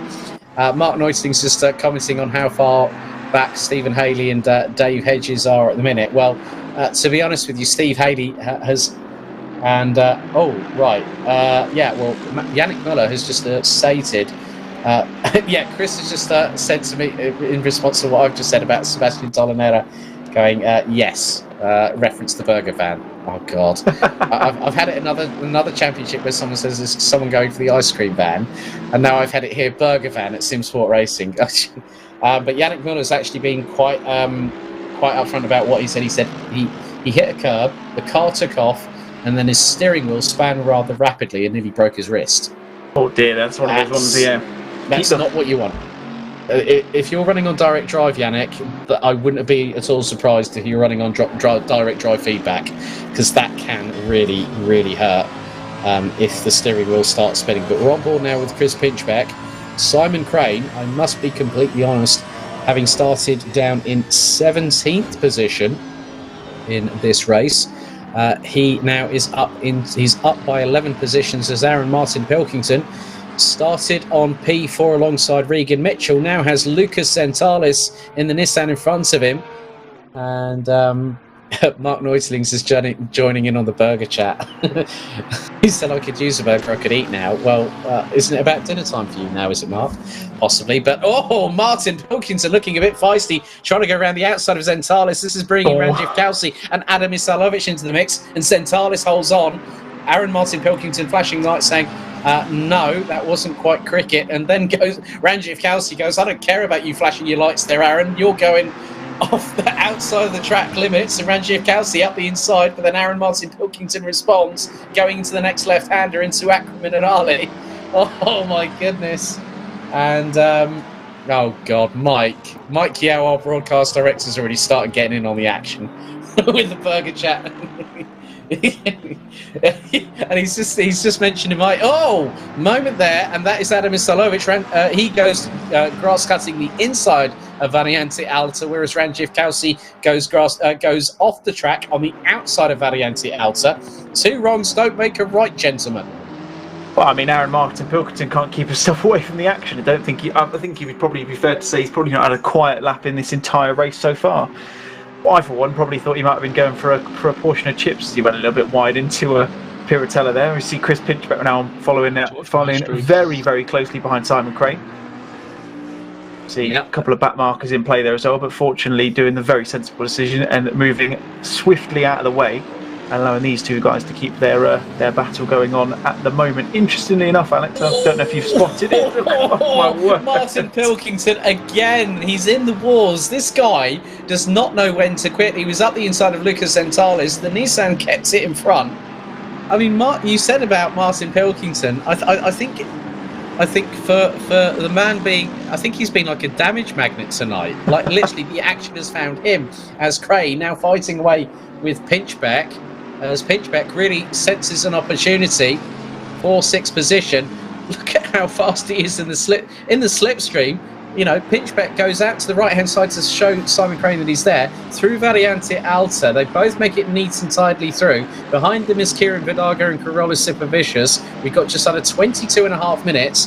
There are battles there, there are battles here, there's battles everywhere as Martin Pilkington still trying to close and get past Lucas Zentalis, whereas Simon Crane through Rivazza is getting the hurry up once again from Chris Pinchbeck in the number 43 Mercedes as now they hurtle their way across the start-finish line. Unbelievable stuff. Still 20 minutes to go, and I don't know if you've noticed, Alex, but on the forecast window in the top corner we are apparently expecting some rain. Whether that will come in before the end of the race is another question, but certainly something to keep an eye out for. Looks like Pinchbeck in the picture is a little bit too far back, so he tends to hold off. However, Aaron Martin Pilkington, our damage magnet, as you've affectionately termed him as, is looking at a move on Lucas Zentalis once more as we go on to lap 23 now of this 1 hour race here at Imola. You know what's really funny? We're talking about drivers getting into battles, and everyone's talking about burgers on the motoring chat. Is there a deal on? I hate pickles. I'm not going to mention any names because you know who you are, guys. It all started with the burger van comment, and then it's all just gone downhill from there. But yeah, you can just see that. I've just seen that Sipovicius is closing on Vidago. That is. Oh, now there's one of the back markers off, and has just taken out one of the Audi Sport. No, taken both Audi Sport barriers out. placards off the circuit and thrown it into the virtual tifosi on the right-hand side of the grandstands.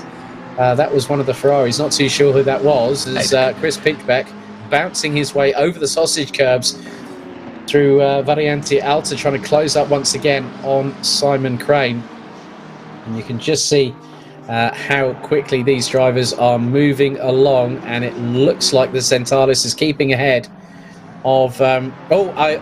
And now, we said about drive-thrus. Ivaris Mikas now, David, has got a drive-through penalty that'll drop out of the top 15. I was just about to say exactly that. Yeah, it can only be track limits at this moment in time, especially knowing the track. So, yeah, he's obviously been a little bit too greedy on curbs on exit and entry.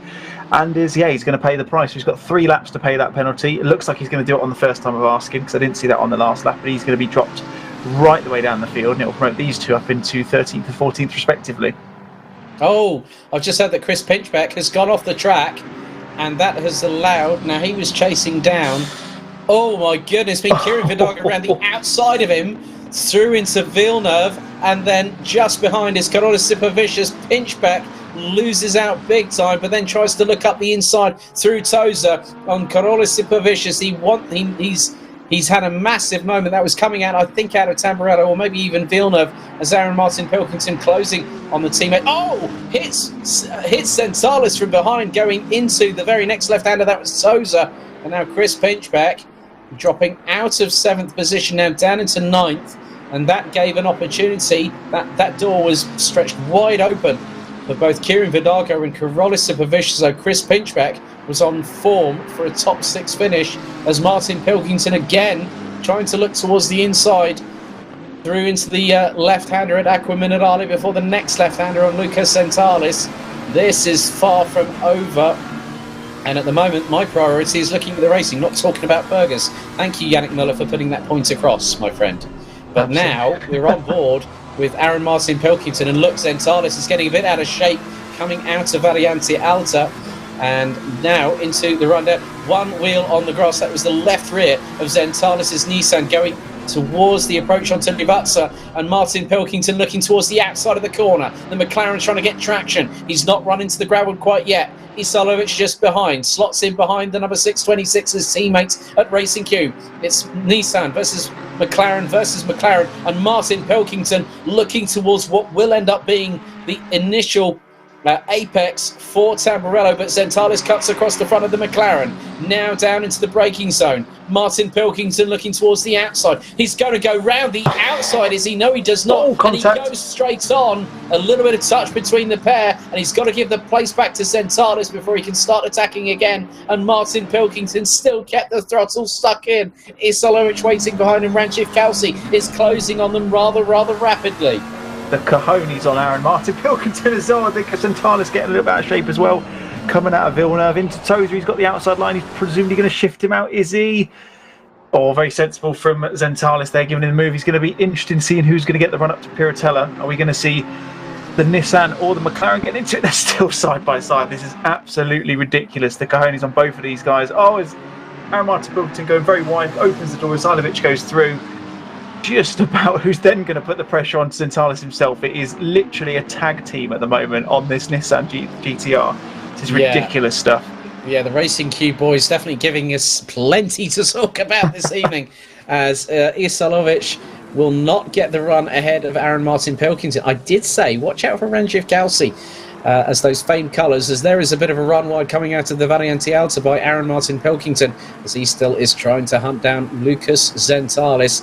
Adam Isalovic just behind, and then you've got Ranjith Kelsey as they go into the double left at Rivazza, and this is where it's going to get rather interesting. They come out of the corner, they now power their way across to the start-finish line. Ross McGregor up into 5th position, and he's definitely made some good inroads this evening, having started from 13th. That's a positional increase of 8 places this evening, as now Isalovic really getting in the toe of teammate Aaron Martin Pilkington and Ranjith Kelsey. Ranjith Kelsey straight on at Tamburello. I think he outbraked himself there, and he does a bit of Ferrari rally crossing.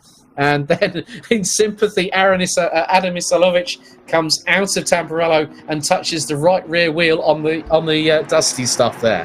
Oh, this is ridiculous. I was just about to say, I bet Ranjiv Kelsey's licking his lips knowing he's behind these three, because they have been nothing short of door-to-door for the past 15-20 minutes minimum. And then just as he does that, I don't know what's going on with these Ferraris. It's almost like there's some sort of magnet in that grass as you go towards Tamburello. There's been so many of them dipping a wheel or more on and just shooting it off into the gravel trap. It's amazing they've all managed to keep themselves pointing forwards over this race. It's been absolutely ridiculous. Yeah, it's not done over yet, guys and girls. It is not done and dusted yet. 15.5 minutes still to go. Running order at the minute. This is a great comment from Mark Neutelings. This would be great if Ranch was actually in a Lancia Stratos, which actually sported that livery back in the late 70s. Ranjiv Kelsey, Ferrari's top rally driver. Well put, Mark Neutelings. Great quip of the night as well.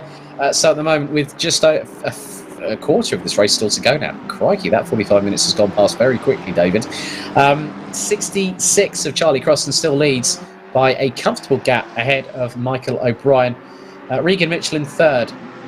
Fourth, it's Dean Ridey. Ross McGregor in fifth. Simon Crane. Kieran Vidago. Carolis Sipavicius. Chris Pinchbeck. Rich Smith. Mantas Povilaitis up to 11th. Miles Dixon. Lucas Sentalis. Aaron Martin Pilkington.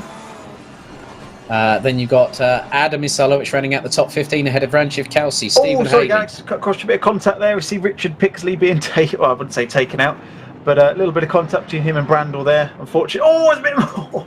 That was the Tolanera banzai up his way past Pixley there in the that lovely silk cut. Brandel going definitely off the track there, and I think that Porsche is going to be parked.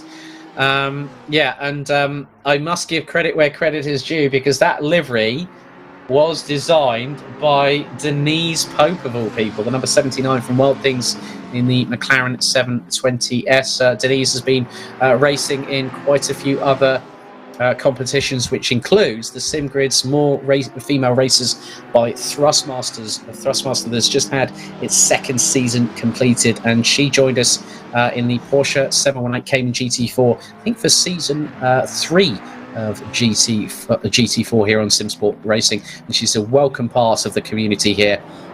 As now we go back to this absolutely scintillating battle between Aaron Martin Pilkington, Lucas Zentalis and Adam Isalovic, who were respectively 14th, 13th and 15th respectively. They now go into the double left at Rivazza, and no one giving any quarter, but Zentalis has done an absolutely fantastic job, wouldn't you agree, David, keeping ahead of the two Racing Cube McLaren 720Ss thus far. Couldn't agree with you more. I mean, we know that Nissan's quite a wide car in terms of dimensions anyway, but he has made it enormous for the last half an hour or so. I don't know how he's managed to do it. If it was me, I'd have been in the wall about 20 minutes ago, no doubt, or somewhere way behind these two. And the fact he's managed to keep them both behind, as it's almost like it's been their battle plan to almost sabotage his race to an extent. The fact that he's managed to keep ahead of them has been nothing short of sensational. Yeah, very true indeed. As now on the main picture we see Chris Pinchbeck, who's still in the top 10, but he's sitting in 9th position after that dramatic moment that saw him drop from 7th whilst chasing Simon Crane down to 9th position. And now he's got Rich Smith in the Simsport Solutions Rouge number 223 Mercedes AMG GT3. They're heading through Variante Alta, and actually just up ahead they've started to catch the people in front, haven't they?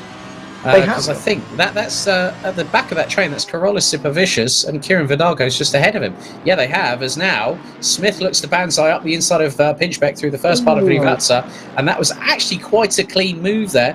Pinchbeck knew the move was coming, decided to go to the right-hand side of the corner, allowed Smith the racing room and opportunity to go up the inside.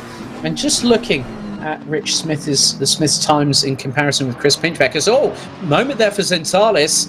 That was through the first part of Rivazza, and Aaron Martin Pilkington was like a proverbial rat up a drainpipe to snatch that position, and that puts him up into P13. But Rich Smith, last time out on the last tour, was about 0.6 of a second quicker than Chris Pinchbeck on that particular occasion.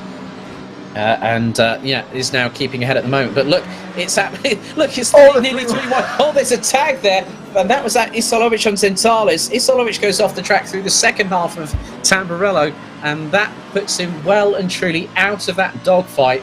It was 2 McLarens versus a Nissan, and Adam Isolovic definitely on the back foot there.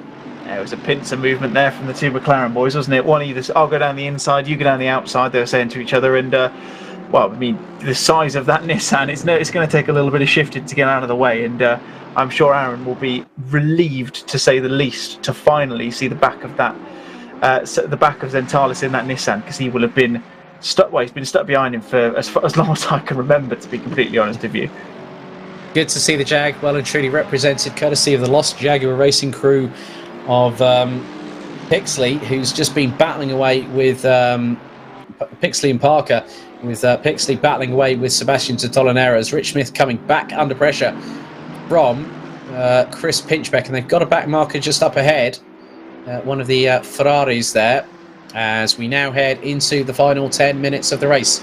Charlie Crossland has a 6-second gap over Michael O'Brien. And that's the 66 Mercedes and the 77 McLaren, respectively, with Regan Mitchell completing the top 3 at the moment. All results tonight, as someone's had a massive off, I think, there. That was through possibly Tamburello. Well, someone did a bit further on, and then there was further dust struck up, and it looks to be one of the Ferraris down going through into Villeneuve.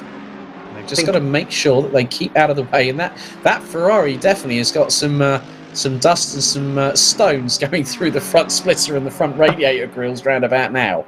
Honestly, if we don't see a Ferrari Rallycross brand coming out after this evening, I will eat my hat. It's been ridiculous the amount of times we've seen them travelling across the green stuff so far. I think that might have been Callum Cook, who's electing to do some interesting back marker things by getting, rather than just moving out of the way, getting off the track entirely, which is absolutely fine. He's out of the way of the racing, but certainly not going to do him any favours when he comes back on. A little bit slippy and slidey as he comes back on. So there's even more dust being kicked up there. Is that one of the wild things? McLaren's just in front of them, getting a little bit out of shape as well. It's just, well, it's one way of getting out of the way, I suppose, if you can have to do it. Yeah, that could be Evan Defas, because Denise Pope is actually at the top part of the circuit at the moment, I think, if memory serves me correctly. But yeah, I mean, if you wanted someone to provide a fantastic show in rallying at the Rally di Monza, the first person you'd stick in a Ferrari and hope him to hoon it round would be Valentino Rossi, of course. I mean, he drives or rides anything these days. He's driven Formula One. He's a 9-time motorcycle world champion. He does the Monza Rally every single year whenever he gets the opportunity. So yeah, I could see that if Ferrari wanted a spokesperson for Ferrari's new rallying initiative, you'd definitely put Valentino Rossi in there. Well, absolutely, yeah. You'd probably put one of either Dave Hedges, Stephen Haley, or Ranjiv Kelsey just behind. Who's that has gone off there? Now, that was now I'm not too sure. I'm just having a look. I'm wondering, because I'm waiting to see if there. That could be. That is Zentalis and Aaron Martin Pilkington. They've come to blows. They've come to blows with about 7 3/4 minutes to go. Oh, the damage magnet curse strikes again. Oh, we both said it tonight, so we're both at fault. Sorry, Aaron. As Aaron Martin Pilkington, he's kept ahead of Tom Smith at the moment. But Lucas Zentalis is the one that's ended up worse off, as now Kieran Vidago sniffs a little bit of Japanese blood in the Italian water here at Monza, because he's closing on Carola Sipavicius. And this is for P7 going through the exit of Aqua Minerale. 7 minutes and 10 seconds still to go. And as they say, it ain't over until it's over. It's not over until the checkered flag flies, as Carola Sipavicius says, Martin Pilkington hard into the barriers off of Tolza. I'm wondering if there was a little bit of a turnaround courtesy of Tom Smith in the XL 777 Ferrari. I caught a little bit of that in the picture-in-picture. Hopefully we'll see a replay. It just looked as though Aaron was going around the outside. Tom Smith obviously shut the door, as you can understand. He's got every right to do so there, but it looked as though Aaron just got a little bit out of shape as he touched a bit of the grass. And as he came back across, just caught Tom completely unaware, nothing he could do about it, and as you saw there, just punted him, unfortunately, straight into the wall. And now that it was looking worse for wear in the first place, that McLaren. Now it's going to be looking even worse. Yeah, I think the front end needs a complete overhaul and possibly a reshell with those carbon fibre panels that have been quite literally harpooned into that wall, let's say. But now we concentrate back on with Kieran Vidago and Karolis Sipavicius. They're not too far behind the current points leader, who's done a fantastic job this race. Simon Crane starting from 17th just about 54 minutes ago, and he's now currently in 6th position, 11.2 seconds behind Ross McGregor. Chris on chat says, thinks the airbags went off. You realise that okay, right, let's go back to this. Thanks to Mike Yao for this replay. So you can now see that he goes around the outside of Tom Smith, does Aaron Martin Pilkington. Oh, yeah.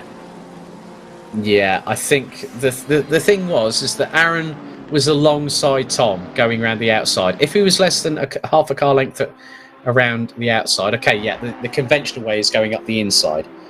But you look at it from that way, that Aaron Martin Pilkington actually had a good run and could have chanced that and really powered around the outside of Tom Smith.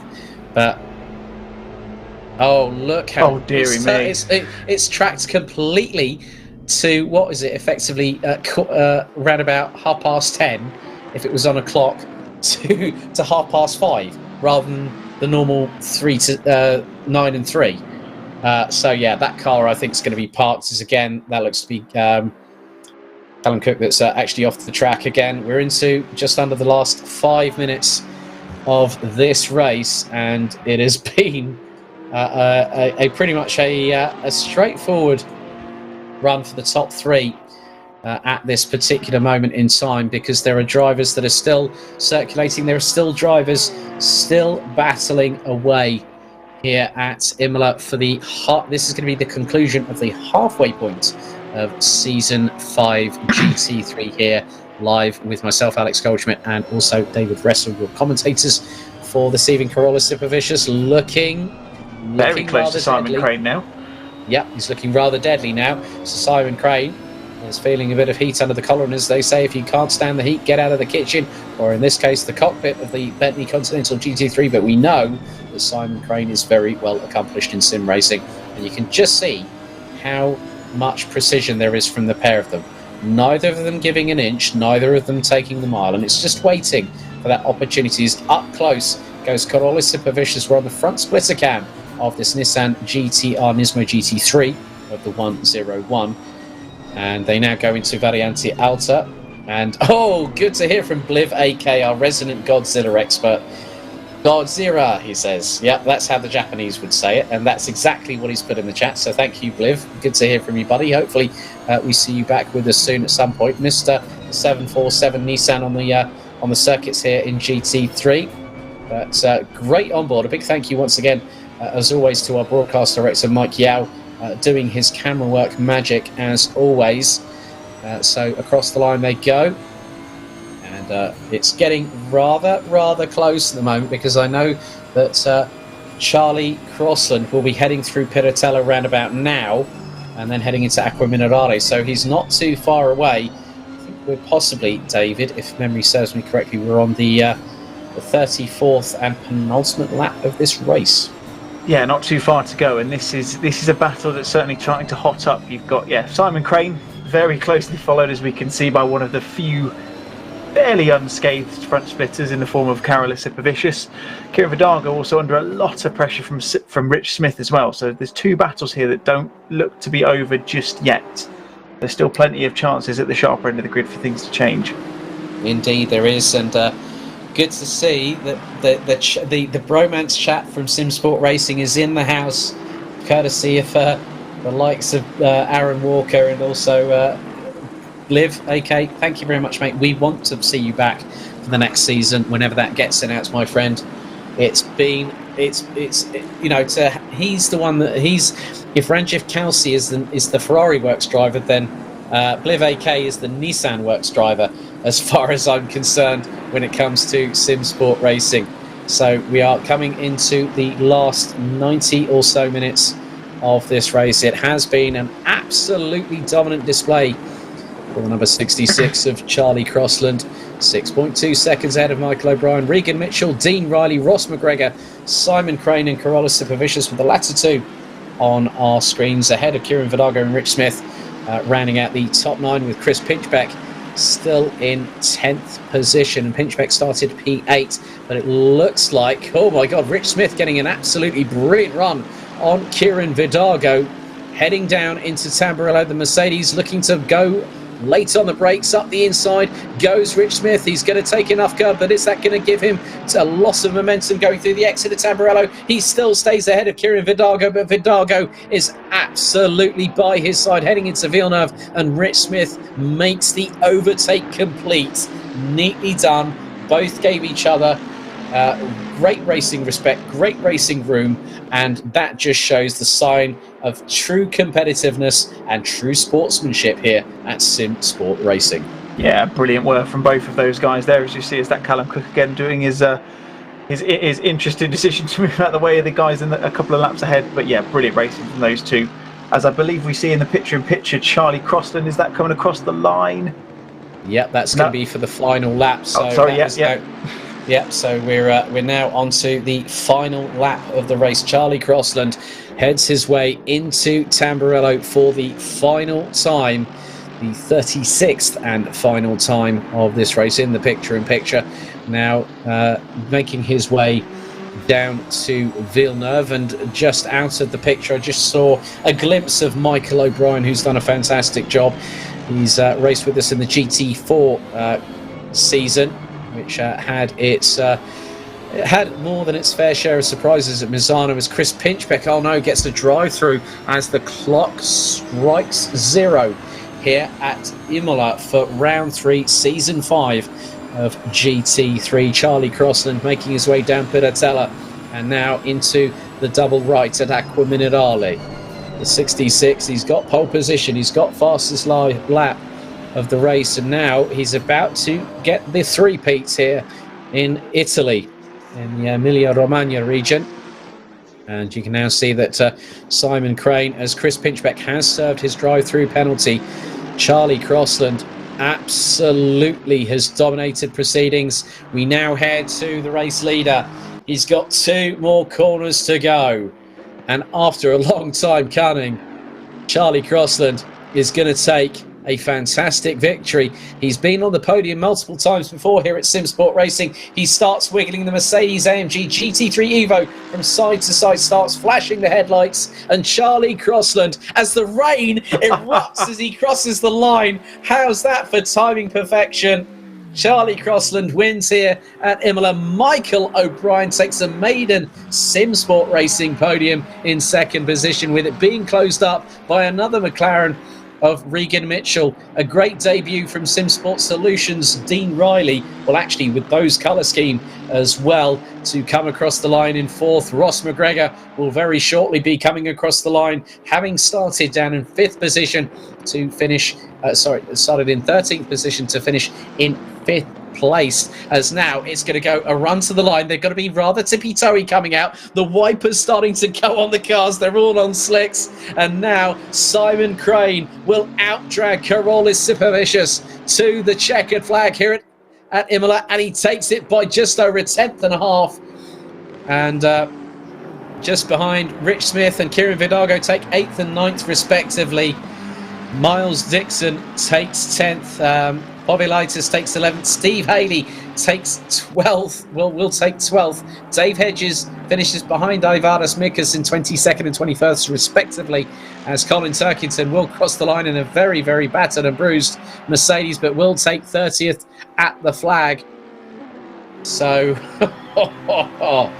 oh my goodness me, the heavens opening as the fireworks gets set off into the virtual background, and the red flares from the virtual tifosi here at Imola definitely showcases the amount of passionate individuals here. But my goodness me, David, we had everything in that race, and the rain came down as Charlie Crossland came across the checkered flag after 36 laps. Who would have thought that? Oh, dare I say, biblical scenes as he crossed the line there. That was incredible stuff.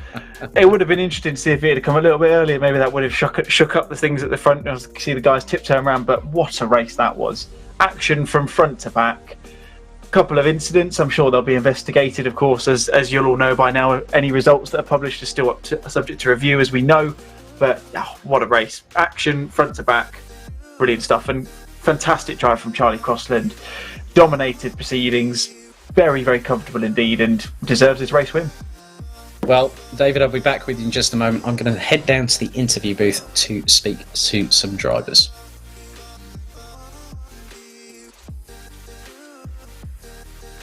Well, ladies and gentlemen, we're down in the interview booth here at Imola after what has been an absolutely fantastic third round of GT3 Season 5. Looks like we've got our first driver coming in, and I think let's welcome in our second place finisher in the number 77 McLaren. Let's bring in Michael O'Brien. Well, Michael, about time. Good to, well, I think he's dropped in and out. Michael, good evening. I don't know what's happening here. We'll see if we can get Michael in just a second, but Michael started alongside Charlie Crossland. Michael, good evening. Fantastic race. Congratulations on your maiden Simsport Racing podium, and it ended up being in GT3. Yeah, thank you, guys. That was obviously a really enjoyable race from my point of view, sort of quite lonely after the start. And to be honest, I was hoping after quali that the pace would sort of be a bit more similar between me and Charlie. Obviously, he did a mega job in quali and in the race, but that 3/10 gap, I sort of thought, oh, I hope that comes down for the race and it can be a bit closer. And I think it sort of was. It was a bit messy at the start from me, like the opening 20 minutes, and then we sort of held station. But yeah, really pleased to get on the podium in my first GT3 Simsport race. And obviously you've been running with us in GT4, obviously.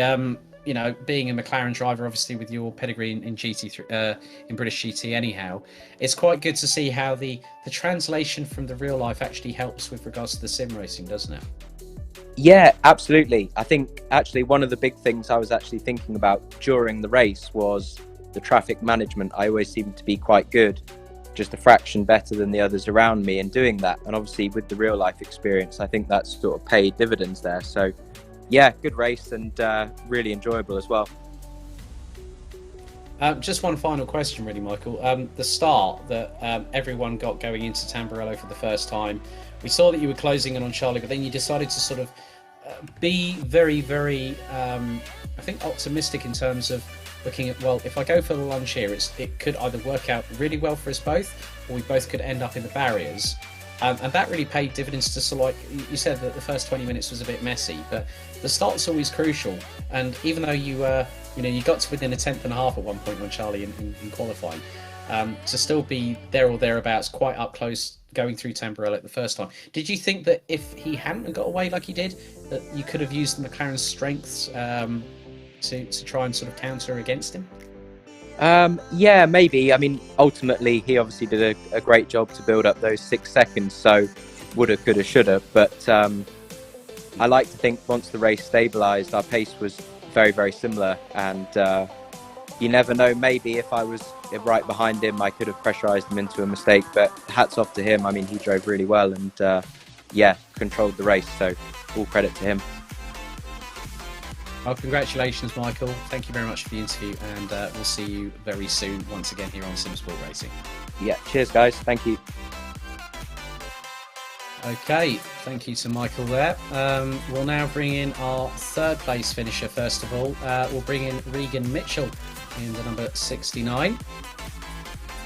Well, Regan, firstly, congratulations on getting a podium. Third place in the number 69 McLaren. The start was rather explosive from row 2 downwards, wasn't it? Yeah, very scary.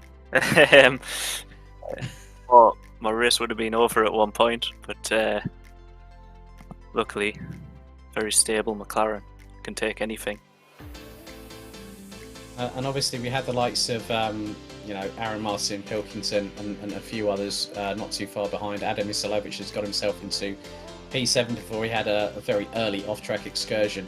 Who were you thinking were going to be your, because we saw like Yannick Muller, he was rather rapid, the Ferraris were looking strong around here, but then it seemed to go wrong for them, didn't it?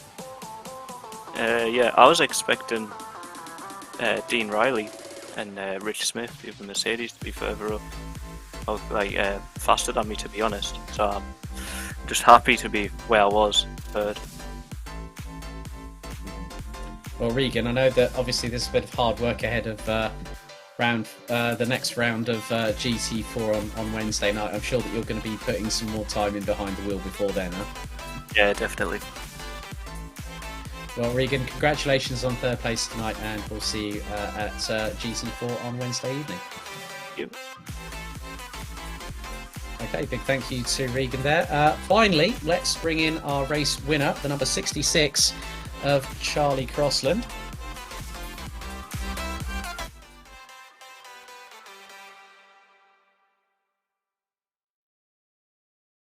Well, Charlie Crossland, congratulations. You got the clean sweep tonight, buddy. Pole position, fastest lap, and you won the race by around about 6 seconds on merit. Well done. Congratulations. Thanks. So the Mercedes was rather strong around here, but I think just by seeing how quickly you and Michael got away at the front of the field, was it a case of just trying to pull away from him as well, because it all started kicking off behind? So I was just making sure that I could keep that 6 second gap, but and get clean through traffic and not get any collision or go off. The Mercedes seems rather suited to Imola. Is it a track that you enjoy driving, or is it something that can be at times a bit of a challenge, especially going through like Acqua Minerale, for example?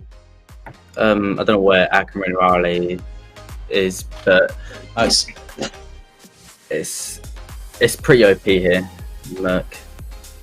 I just had to reset up and go.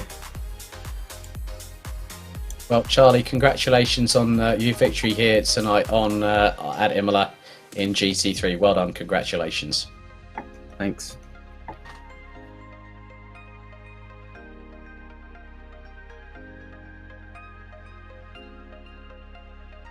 Well, David, really good to hear from our top three: Charlie Crossland, our race victor here at Imola, Michael O'Brien in second, and Regan Mitchell, who said yes, it was rather Regan's comment, I think, was rather pertinent. He said, yeah, it was rather scary going into Tamburello for the first time, wasn't it? Yeah, I can't say I blame him. I think we saw it in the GT4s a couple of weeks ago, didn't we? If you see one of those guys in the midfield, as you kind of get that almost accordion effect as they all bunch together. If someone has a bit of a moment there, then you're almost a passenger. And yeah, it was close. Obviously had that incident with Aaron Martin Pilkington as well, and as he quite aptly put, it's a strong old thing that McLaren obviously managed to hold off from Aaron's advances quite nicely. And yeah, they all seem very pleased with the results, and I'm sure that'll do them no disservice in the championship as well.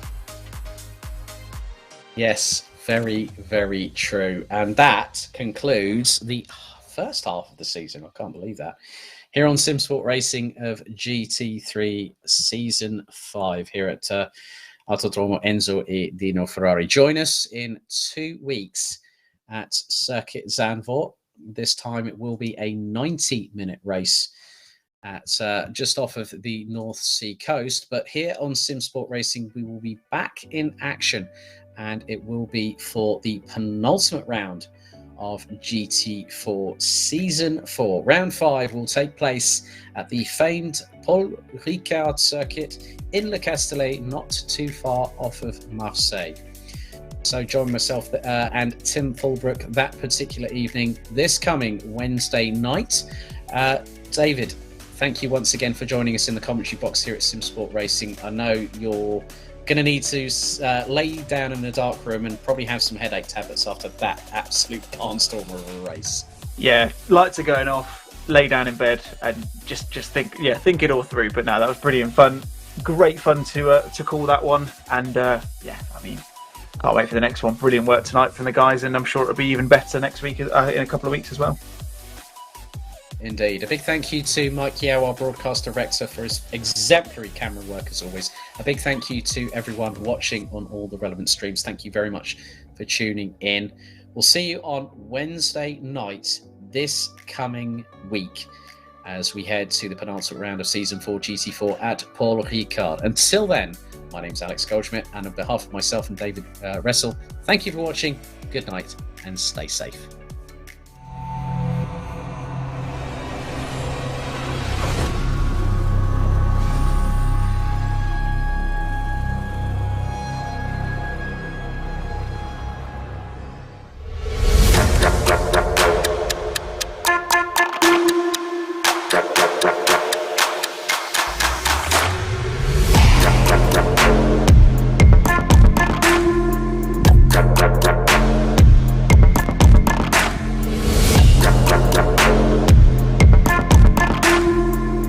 Bye.